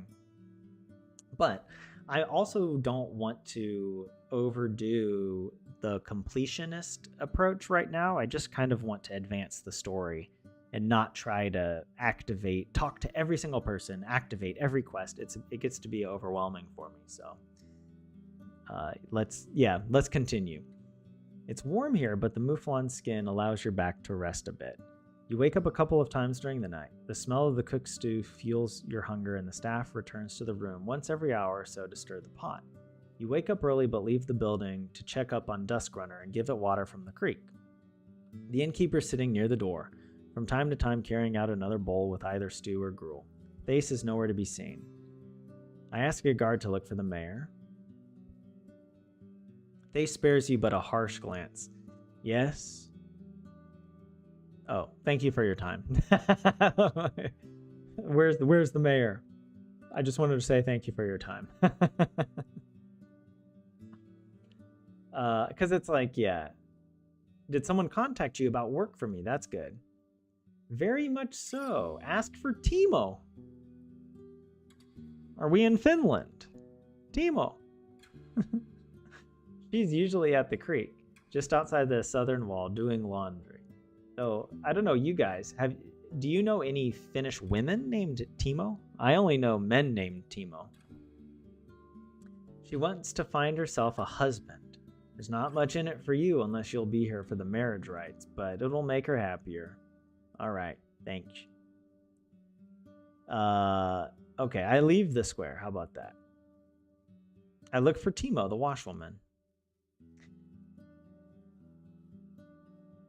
Before you reach the gate, you find 3 washwomen who are walking down the path chatting loudly. The wet hair on their arms and legs shines, contrasting the mud on their feet. Some of them wear soaked shirts. All have their heads wrapped in kerchiefs. You know from the city how hard and sometimes dangerous their job can get. You glance over their laundry bats, baskets filled with clothes and buckets of urine. Oops. Once they notice you, one of them puts their things next to a fence and tells the others to go ahead without her. Her companions giggle, but loyally leave the 2 of you alone. I was so hoping to speak with a traveler. She starts and looks away. Whenever she speaks, she's both very direct and distracted, struggling to explain her plans. After a brief conversation, you try to sum it all up. So you seek a man who'd agree to take part in the marriage rites of your druids. She nods energetically, but then freezes. She's tanned from work, but her face is young and smooth, and since her hair is hidden, her bright hazel eyes keep drawing your attention. Not just any man, she interrupts you angrily. Someone who stays in the sun and works hard, for us and our kids. You ask if she has any children already, and after another minute of her awkward explanations, you take a guess that she doesn't. You ask if it would make a difference for her to move to a different village. We live good lives here, safe and plentiful. I'd rather stay, but I could leave with a safe convoy. All right. See you later. I'll offer my services to the guards. How about that? Clearing the paths. You'll join a group of guards and workers that are meant to remove branches and other obstacles. You'll keep them in touch with the village. The task will take you about half a day and may get dangerous. Work for 2? I don't want to do that. I'm not a manual laborer. Okay, I am just a traveler. And and so, okay, let's actually travel because it's early. 14 hours before dusk. So it's early in the morning. Now, I'm kind of thinking I should go to Pelt of the North. Yeah. I'm going to bring my news back to the innkeep. The guard ignores your arrival. As you ride in, the other hunter is sitting at a table, gambling for apples. You hear the clinking of tools come from the armorer's workshop. I enter the inn. Some of the windows are open, revealing the dust dancing in the sunbeams. The innkeeper is dusting the counters and shelves with a cloth. So you again, need anything? Any leftovers? I like that. Not today, no, maybe tomorrow. About Glaucia's band. He freezes, observing your hand silently. Thace is not interested in further talks. The bandits don't bother her. Oh, wait. I'm on it. No, yeah, that's what I want to. I want to tell her about Thace. Hey, and I got +2 coin for that. He puts your payment on the counter, approaches a window, opens it, and looks outside. I was afraid it might be like that. Times will get rough, yet there may never be a threat large enough to unite this bunch of anarchists. He rests his hand on the windowsill. I was hoping you would learn something more about this issue, Roadwarden. Come back if you ever find any details, like if and where Glaucia's band strikes. Who knows how close she really is. I'll let you know if I learn anything. That's all I need. I go outside. I think that's it, right? I don't need anything else. I'll travel. Now I'm going to go to the ruins. Wait, yeah, it was the ruins. And I want to pick up my... Oh, I want to go... let's see if the fish trap had any luck. Wait, people are hesitant to trust you. Okay, wash myself in the river. Let's do that. A living stream filled with fish and plants won't help you much. The oak ash soap and teeth set you own can help you get cleaner. I wash my shell. Okay. The kelp forest reaches to the water surface. Surrounded by little creatures and the smell of river plants, you crouch by the bank and draw handfuls of water. Put on my clothes. Good enough. Where do you want to go? Let's see if the fish trap had any luck. Unfortunately, it's still empty. Okay, all right, step away. Now, I want to open the gate. It may take quite a bit of time, but with the wooden and bone tools you found in one of the buildings, you'll speed up your endeavor. I collect the tools and get to work. You take off your cloak and put away your bags and satchels, while Duskrunner graces gladly in the meadow. After looking at the pile of dirt, you let out a sigh. You start with the larger rocks, removing the ground around them and pushing them into a single pile. Then you do the same on the other side. The simple shovel and pitchfork help you a lot, and once you get used to them, the work goes smoothly. You're done before you get too tired. From now on, passing through this place will take you less time. Okay. Interesting. I return to the scavenger's camp. The entrance to the scavenger's hideout is open. You see scraps of metal organized in piles, while the old furniture has been dismantled into loose planks and pushed into corners. Aye, roadster. The man looks tired and his beard is sticky, but he smiles at you. If you're ready, I'll start packing the tent. If you don't want to wait, start putting the iron on your mount. It'll be quicker. Just say the word and we can leave. I'll give him some more food. How about that? I'm ashamed to accept it, he answers, but takes your gift before you end your last word. Puts it in the bowl and licks his lips. Now I can stay here for at least a day more without risking a hunt or wasting my bolts, but it can't last for much longer. It sure can't. Gather your bags. I'm taking you to Howler's Dell. The scavenger keeps asking you to watch out for beasts and wraps the sharper scraps of iron in his cape. Folding the tent and putting it on your horse takes a while, and neither of you can sit down on the large pile of sacks and bundles. There's a long walk ahead of you, but for Duskrunner it won't be much of a burden. Once you clear the room, you walk away. At first, you hear only the birds and horseshoes. Then the man starts to whisper. Faster, eh? The apes are looking at us. You don't see any proof of that. Nothing we can do about it. They lead us to the northern road. Okay. You move forward, slowed down by having to secure the bundles on Duskrunner's back and carry your own bags. After half an hour, the man asks for a break. Even though you shared your food with him, he's not fully recovered from days of hunger. But the farther away you get from the ruins, the more cheerful and talkative he gets, mostly speaking about the thing he needs to buy and how much he, quote, hated the damn place. Then the beasts show up. I prepare my axe. Uh-oh. Tyler sounds more like someone from Kentucky than Scotland. Hey, look. I'm doing my best over here. This is a medieval American story. Okay, you never heard about the medieval ages in America, then I don't know. That's how I trace my lineage all the way back. 2 dragonlings, each about 5 feet long, approach you from opposite sides. Ooh. I'm going to turn the music back up for you guys. Getting ready to charge at you. They lash their tails and screech, but you know that panicking and running away is the worst thing you can do. They're fast, used to chasing their prey near the roads, with a much larger advantage in an empty field than in the forests. Even on a horse, you could barely outrun them, and your best option now is to hold your ground. The scavenger knows it as well. He fires his crossbow, hitting one of the predators right in the skull. It clumsily falls down without another breath. The other dragonling jumps forward, surprisingly silent. The man reaches for a dagger, not much longer than the monster's teeth. I don't have a crossbow. I do my best to defend myself, or I say, step aside, I've got this. I move in front of the scavenger even if it puts myself in danger. Okay, I'm not doing that. I mean, I don't think I need to, sacrifice my life for him or anything. You prepare yourself to dodge, but the beast surprises you by suddenly charging its target. It jumps aside when it's only a dozen feet away from you, then attacks the soul who appears to be less prepared.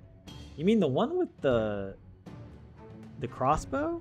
I think he would be pretty well off. He's more prepared than me. Still, you're even faster. Before it sinks its teeth into your companion, you take a wide swing at the dragonling's neck, from top to bottom. It's all it takes. The head flies away and wetly thuds into the ground. The man laughs from shock. Thank ye, he pants heavily. It was way too fast. Without you, I'd be dead by now. I better load the ballista again, eh? You take a moment to judge the situation. Neither of you is hurt, but a not-so-distant howling already reaches your ears. You can't take the dead animals with you. Duskrunner won't be able to carry much more. However, a few claws could be exchanged for a dragon bone or 2. I cut away one of the monster's paws. Let's hurry. Wolves are going to catch the smell of blood soon.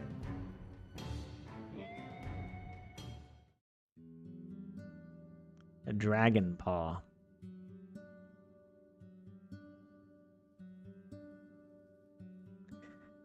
The man breathes heavily, but doesn't ask for a break. Once you get close to the village, he lets out a sigh of relief. That's one soothing view, eh? The guards open the gate quickly and take care of the scavenger's bundles, which Duskrunner welcomes with a nicker. The man answers a couple of questions and asks if anyone has found his pack bird. After a short conversation, he stretches out loudly and looks at you. Ha! Now I don't have to point my ballista at the door whenever I hear paws on the pavement. Once you mention the reward, his face gets serious. So, like I told you, if you want your coins, you have to come back tomorrow when my pouch gets heavier. But I can and I would prefer to give you the potion that repels 8 men instead. It's useful, but not as much in the south as it is here in the woods. I can either... Oh, the 5 dragon bones. I'll take the jar. Why not? The jar to repel the 8 men?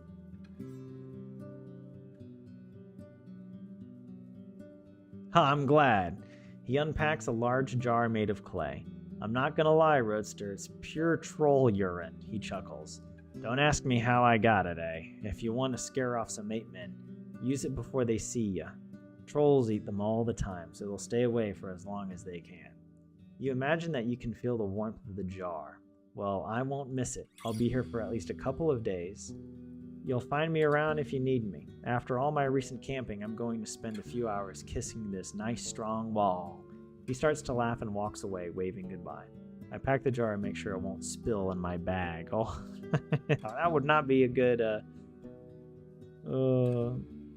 Okay, so that was another thing that happened. All right. Let me see my journal. Completed quests. Escort the scavenger. You can also take him to Pelt. I took the potion. I should have taken the dragon bones, right?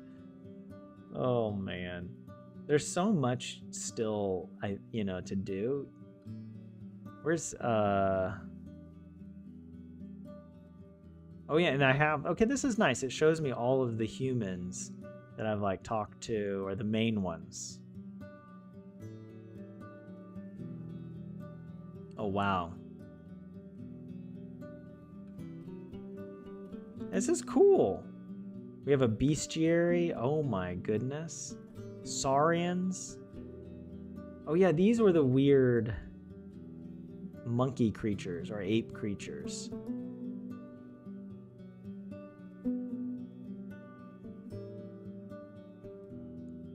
I could also travel again, but I'm also getting pretty tired, like in real life.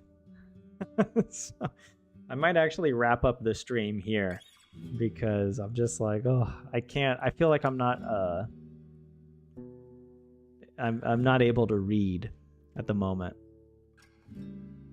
But yeah, no, thank you guys for joining the stream, for continuing the Roadwarden adventure. And we'll see. I mean, I saw online it's supposed to take about 10 to 12 hours of gameplay to like play to beat the game, sort of, or to do a full playthrough. So hopefully it kind of feels like we're still in the very, very beginning, like even though we've already played like 4 hours or so, if you include the first time that we played. But maybe I'm also playing a bit slower with reading it out loud and stopping to chat with you. But yeah, I'll be back. We'll see. I would like to stream tomorrow, and we can continue. But let me see how things go. And if not, I will stream on Tuesday. I'll be back for another Finnish language Learn Finnish with me stream. So it's not Roadwarden. And then but we'll still continue Roadwarden on our gaming days. But yeah, 27. I don't want to commit to tomorrow, but it's on my mind. I would like to play maybe tomorrow afternoon. So if you're around, be on the lookout. I'll post it in the Discord so you'll know about it. But yeah, guys, thanks for joining the stream. Have a good whatever today is, Saturday. And yeah, hope to see you in the next one. Okay, goodbye.